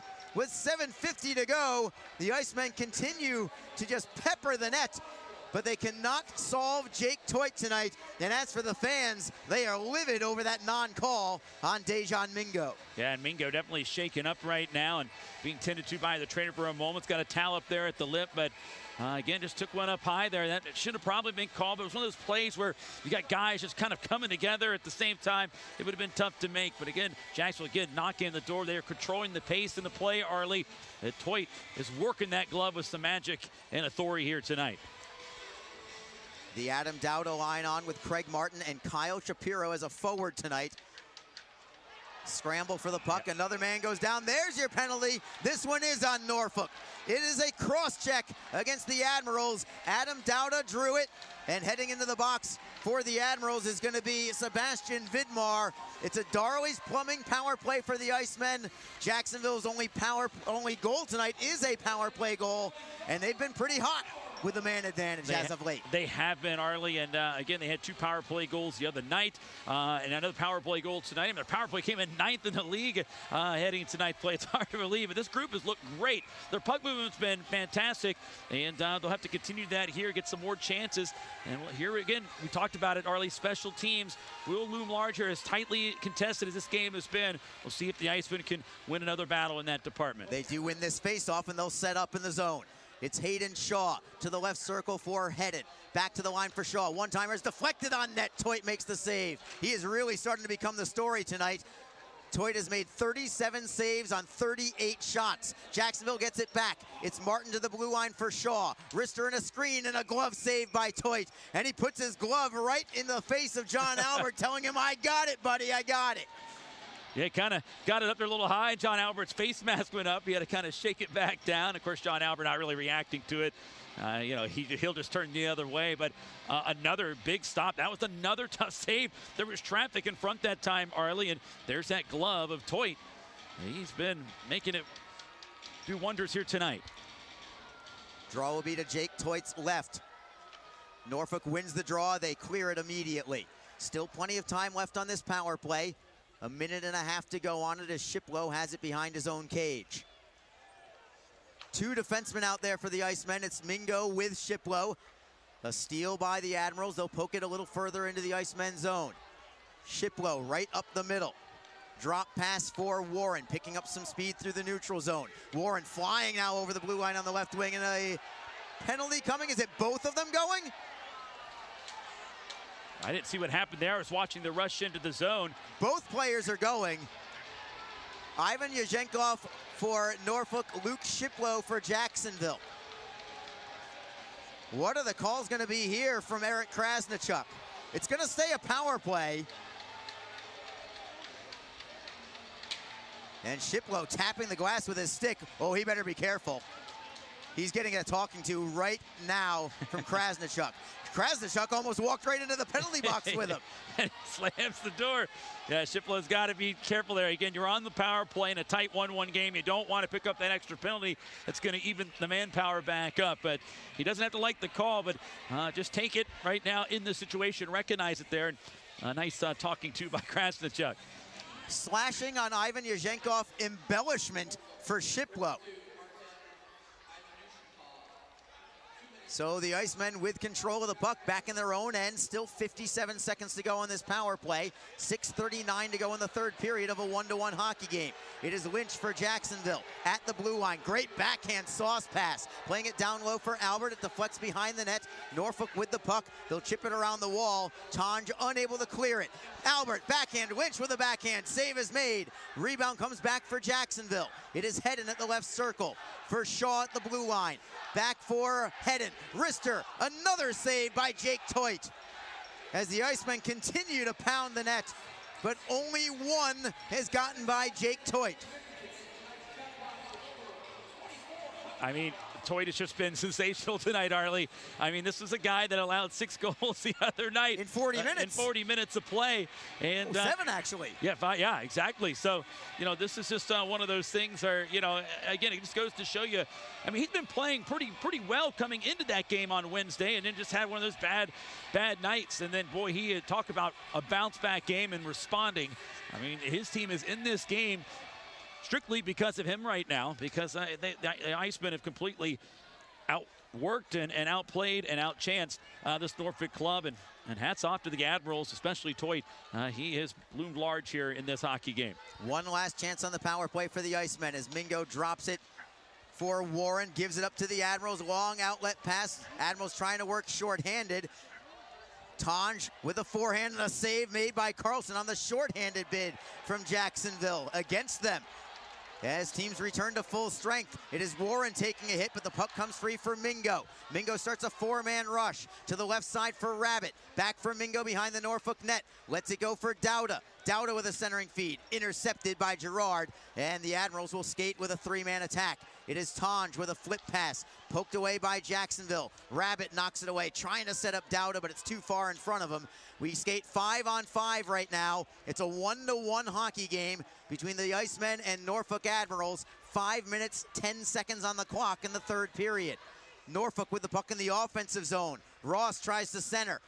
Rodriguez was there, but Martin was there at the last moment on the back check. Puck comes free for Jacksonville. It is Cedarholm tapping it into the Admiral zone. Norfolk gets it out with the stick of J.C. Campagna for McEnany. McEnany into the zone. Onside with Rodriguez. Rister and a save made by Carlson, and he will cover it up. We'll go to break with 4:45 to go in the third period. It remains Jacksonville 1, Norfolk 1. This is Jacksonville Icemen hockey. Ever wish we didn't have so many bank fees? Ouch. We should get a free checking account at Community First. They even give you a cash bonus. Ouch. Ever wish we had just bought a jar of honey instead of harvesting it? Ow, bad bee. Have you heard the buzz? Community First is giving up to $200 cash bonuses when you open a free checking account with direct deposit. Learn more at communityfirstfl.org. Community First. Love where you bank. NCUA insured. NHL players have amazing talent, and some of the very best developed right here in the ECHL. Beagles in, he scores. Now, follow all your favorite ECHL alumni every night on NHL Network's primetime hockey show, NHL Tonight. Both teams recognize how big this matchup is. Fire save by Dubin. Rebound. Goosebump stuff. NHL Tonight, every night 6 Eastern on NHL Network. We are back. Arlie Johnson along with Alex Reed. 4:45 to go in regulation. It's Jacksonville 1, Norfolk 1. As the Icemen are desperately in need of 2 points to stay in the hunt for a potential Kelly Cup playoff berth. Of course, we still have quite a few games to go to get to that point, but every game counts right now for Jacksonville, who are trailing in the standings right now. It is the Icemen with the puck in their own zone. Mingo will safely clear it out to center ice. Dornbrock getting it away from one man and feeds it for Vidmar, then for Campagna. Campagna, who has Norfolk's only goal of the game. Tries to step around Shiplo. Stick is up high. Penalty coming on Norfolk. There's your touch. And it's going to be another power play for Jacksonville. Roughing is the call. I would have called it high sticking, but call it what you will. And Reader, you said it in the second period that nobody gets more sticks up high or elbows up high or any kind of body crunches, anything over the shoulder than Luke Shiplo does. And that line, he received another one and has drawn another penalty. He does. He takes another. Again, he's gone a long time here this season. He's taken so many of those up high to no avail, and that time right now just took the stick up high right there to the face and was able to draw it. But I'm surprised it is a roughing call, but looked more like a high stick. I would agree with you on that one, Arlie.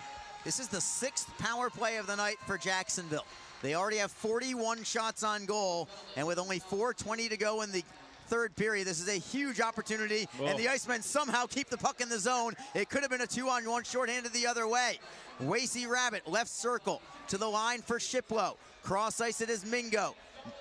Mingo throws it on net. It is blocked. Not cleared yet. Admirals get another chance, but it's swept into the corner by Warren.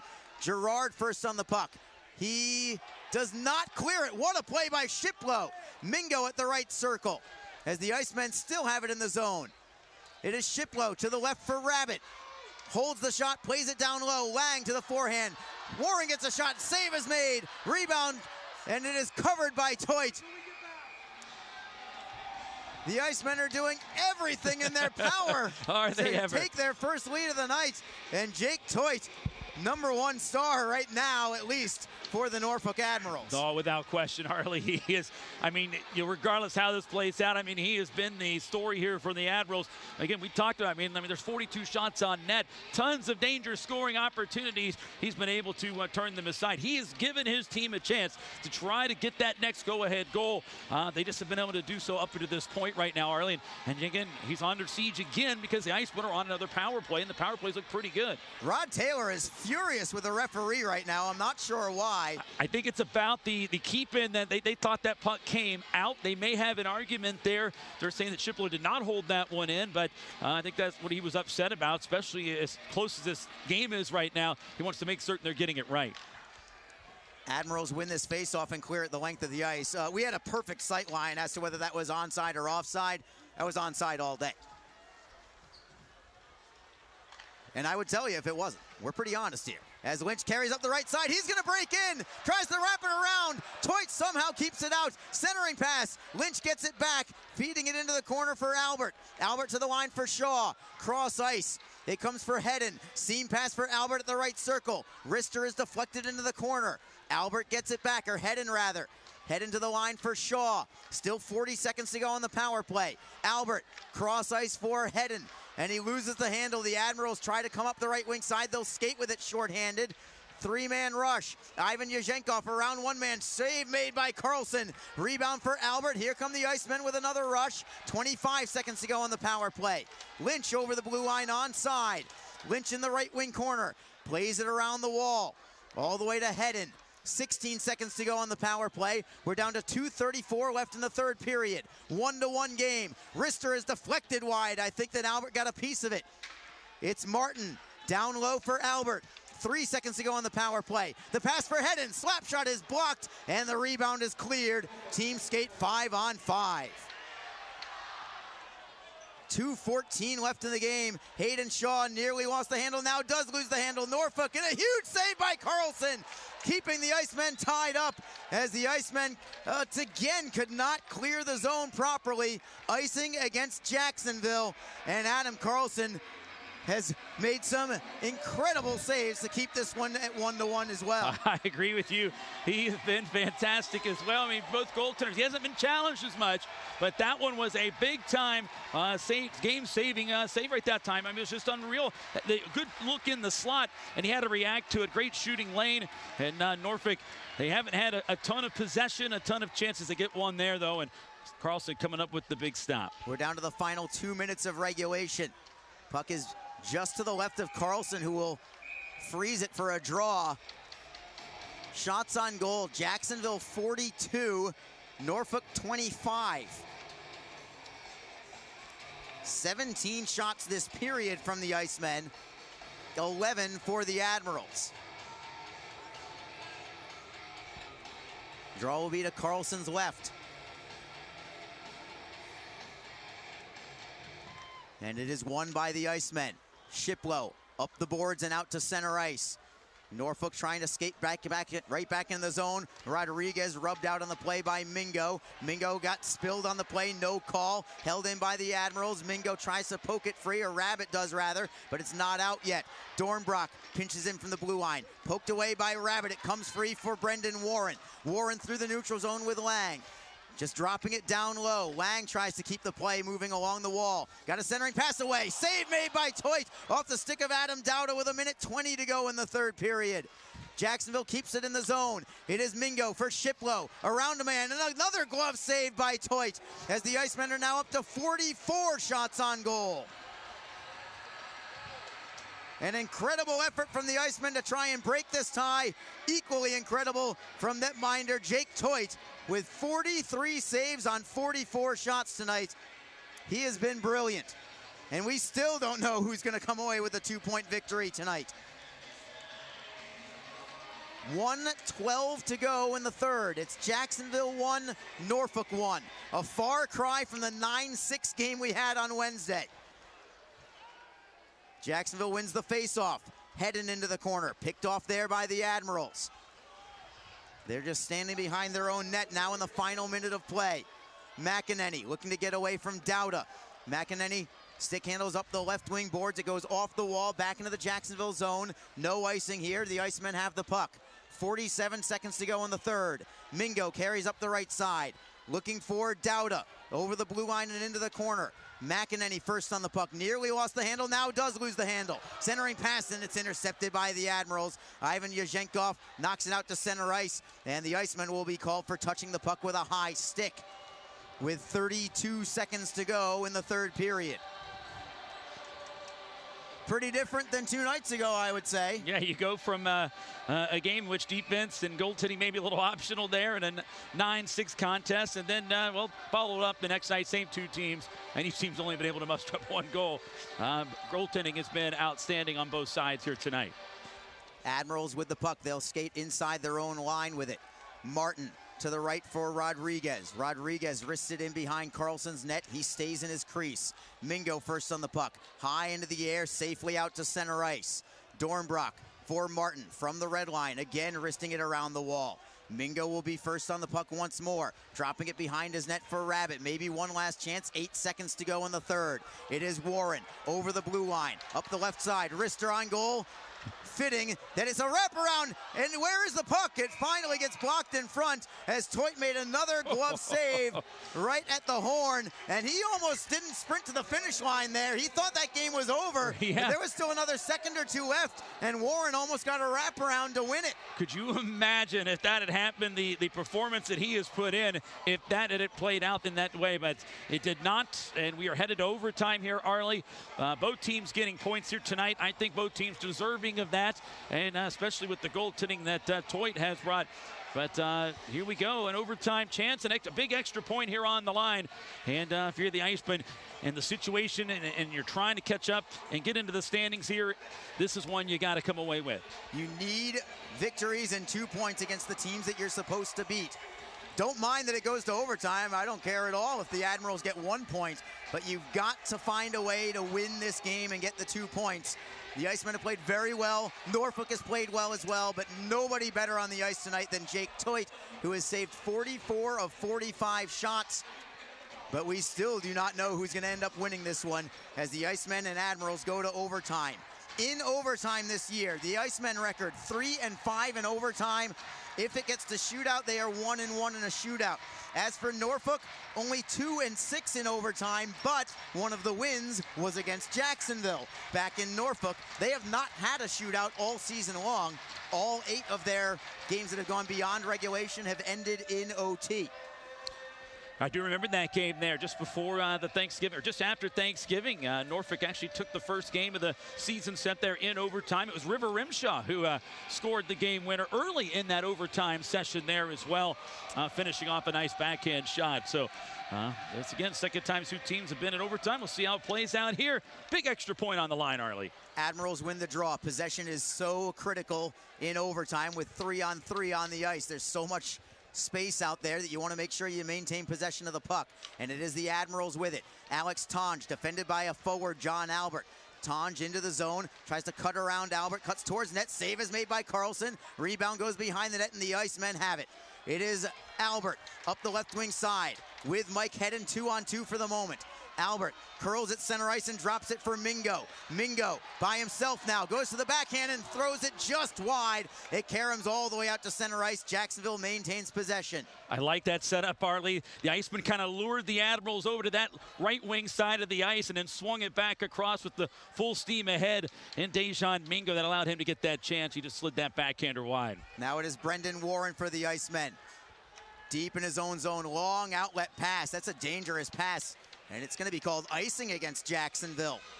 Remember, in ECHL play, overtimes last 7 minutes. Well, they don't necessarily last 7 minutes, but they put 7 minutes on the clock. There is 6:01 to go in overtime. This crowd is getting their money's worth tonight, hoping they really get their money's worth with a potential overtime game winner. It is John Albert on the draw. He has to stay on the ice. Brendan Warren is fresh on the ice. He has fresh legs. Hayden Shaw also has fresh legs. Face off to Carlson's right, and the Icemen win it. It is Albert dropping it back behind his net for Hayden Shaw, and the Icemen will regroup from there. Man falls down for Norfolk behind the play. It's a 3-on-2 for Jacksonville. Warren onside for the trailer. Rabbit with a shot. Save is made by Toit. Comes to Rabbit. 50 feet away inside the blue line. Rabbit cuts towards the right wing side, moving on Vidmar. Rabbit feeding it to the right for Warren. Back for Rabbit. A weave. It's almost like a 3-man Harlem Globetrotter weave right now. Shaw with a wrister. Save is made. Rebound goes behind the net, and the Admirals possess. It's Rimsha in control. Wing-to-wing pass for Ivan Yazhenkov. He's over the blue line onside. Tries to step around the man. Poked away. Comes free for the Icemen. It is Hayden Shaw, and he looks like he needs some reinforcements. They needed a change. Chase Lang is on the ice for Jacksonville. He's got the puck behind his own net. Leaving it for Bobby Lynch. Lynch back for Lang. Slowly out of the zone is Chase Lang. Gets over the red line, now trying to accelerate around Campagna. Campagna got a piece of it and knocks it away from Lang. Works it free for McEnany. McEnany to the right wing for J.C. Campagna. Campagna over the blue line, onside. Tries to step around Mingo. Got a shot away and a save by Carlson. Rebound for Jacksonville. Here come the Icemen. It is Lynch with speed. He's got Mingo with him. Lynch for Mingo. Couldn't redirect it on goal. Held into the zone by Lang. Back behind the net. Toit just beat Mingo to the puck and got it free for McEnany. McEnany with a long outlet pass. Deflects free for the Admirals. Onside is Ross, 2-on-1. Drop pass. Rodriguez slips it just wide. And another save by Carlson as it goes behind the net. Centering feed again. It goes all the way out to the Norfolk zone. Foot race for the puck. McEnany against Lynch. McEnany wins it, and the Admirals still have possession. Thrilling overtime. We're not done yet. Tonj in the neutral zone for Norfolk. He's over the blue line onside. Defending is Dowda. Tonj with a drop pass for Dornbrock. Wrist shot. Save is made by Carlson. No rebound, and the faceoff will come to his left. Oh, Harley, this is a lot of fun. Both teams going back and forth and down the ice. They're getting their chances. Oh, man, I think Lynch should have shot that puck there instead of trying to dish it out with the tough pass. But if that pass is accepted and caught there perfectly, it would have been an open net there. It was a good pass by Lynch to get it there, but boy, he had a good lane there to try to take that shot himself. But hey, the Icemen are continuing to get these chances, and Toit and company able to fend them off. Admirals win this face-off. It is Martin defended by the other Martin. Bryson Martin for Norfolk, Craig Martin for Jacksonville. Bryson Martin skates all the way back to his own blue line before starting the rush ahead. It is Tonj over the blue line. Drop pass on the tape of Ross. The two of them collide. Dowda knocks it free. Ahead for Martin. A breakaway for the victory. Craig Martin for Shiplow. Score! Jacksonville wins it in OT. 2-1 your final score. Luke Shiplow is your game winner for the night. He dropped it back, but I think that it hit off a deflection in front of the puck, rolled like a wheel, and just trickled across the goal line. The Icemen flood out onto the ice, but now the Admirals are calling everybody back from the benches here. And I think they're going to replay this one to see if it was kicked in. It went off a Norfolk skate. Yeah. It went off a Norfolk skate and into the net. Yeah, they're going to review it, but it was an attempted pass across, but he didn't get it, and then it just hit off the Norfolk skate, and the puck rolled like a wheel across the goal line because the goaltender Toit's momentum had just shifted him to the right. And what a opportunity there for the Icemen. And Luke Shiplow, the defenseman, is going to get this for the game winner. The replay is going to show it very easily. It was not kicked in. If anything, it hit off the Norfolk skate, which is exactly what it looks like. This goal should stand. Interesting goal there because Shiplow was trying to get it over there to Martin, and it hit off the skate. The momentum of Toit shifted him to the right of the crease. He was almost outside the crease, and the puck just slowly rolled like a tire right across the goal line there.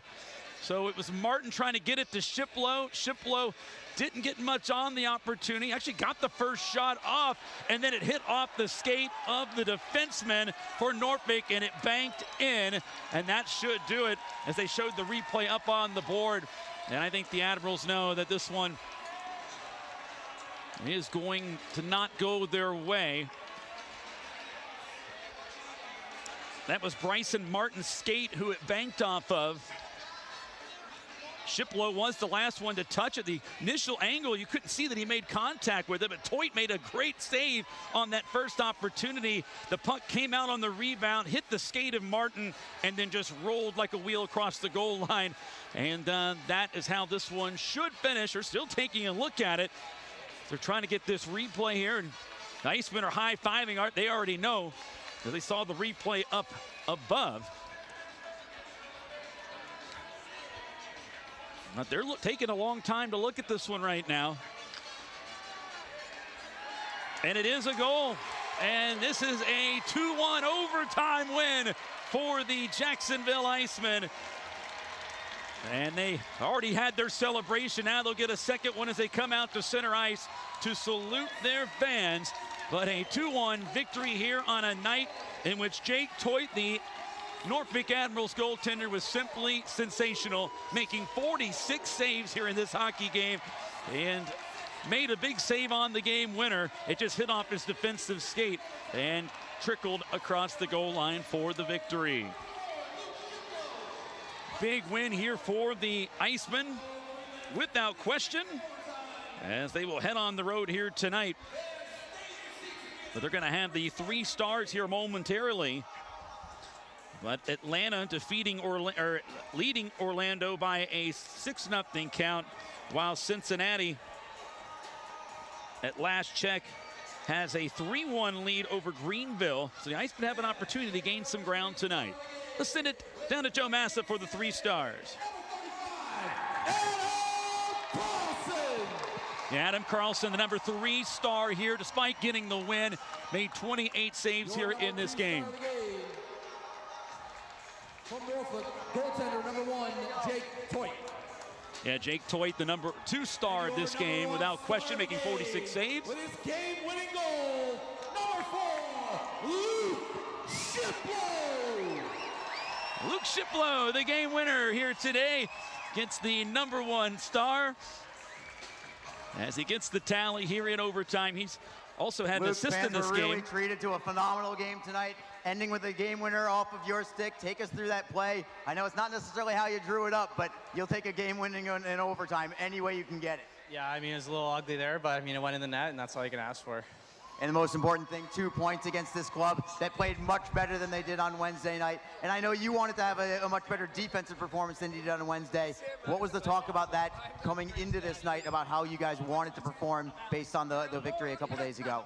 I think it's just playing hard all over the ice, doing the little things correctly. And, you know, I think as a team, we pulled this one out because we were working all game.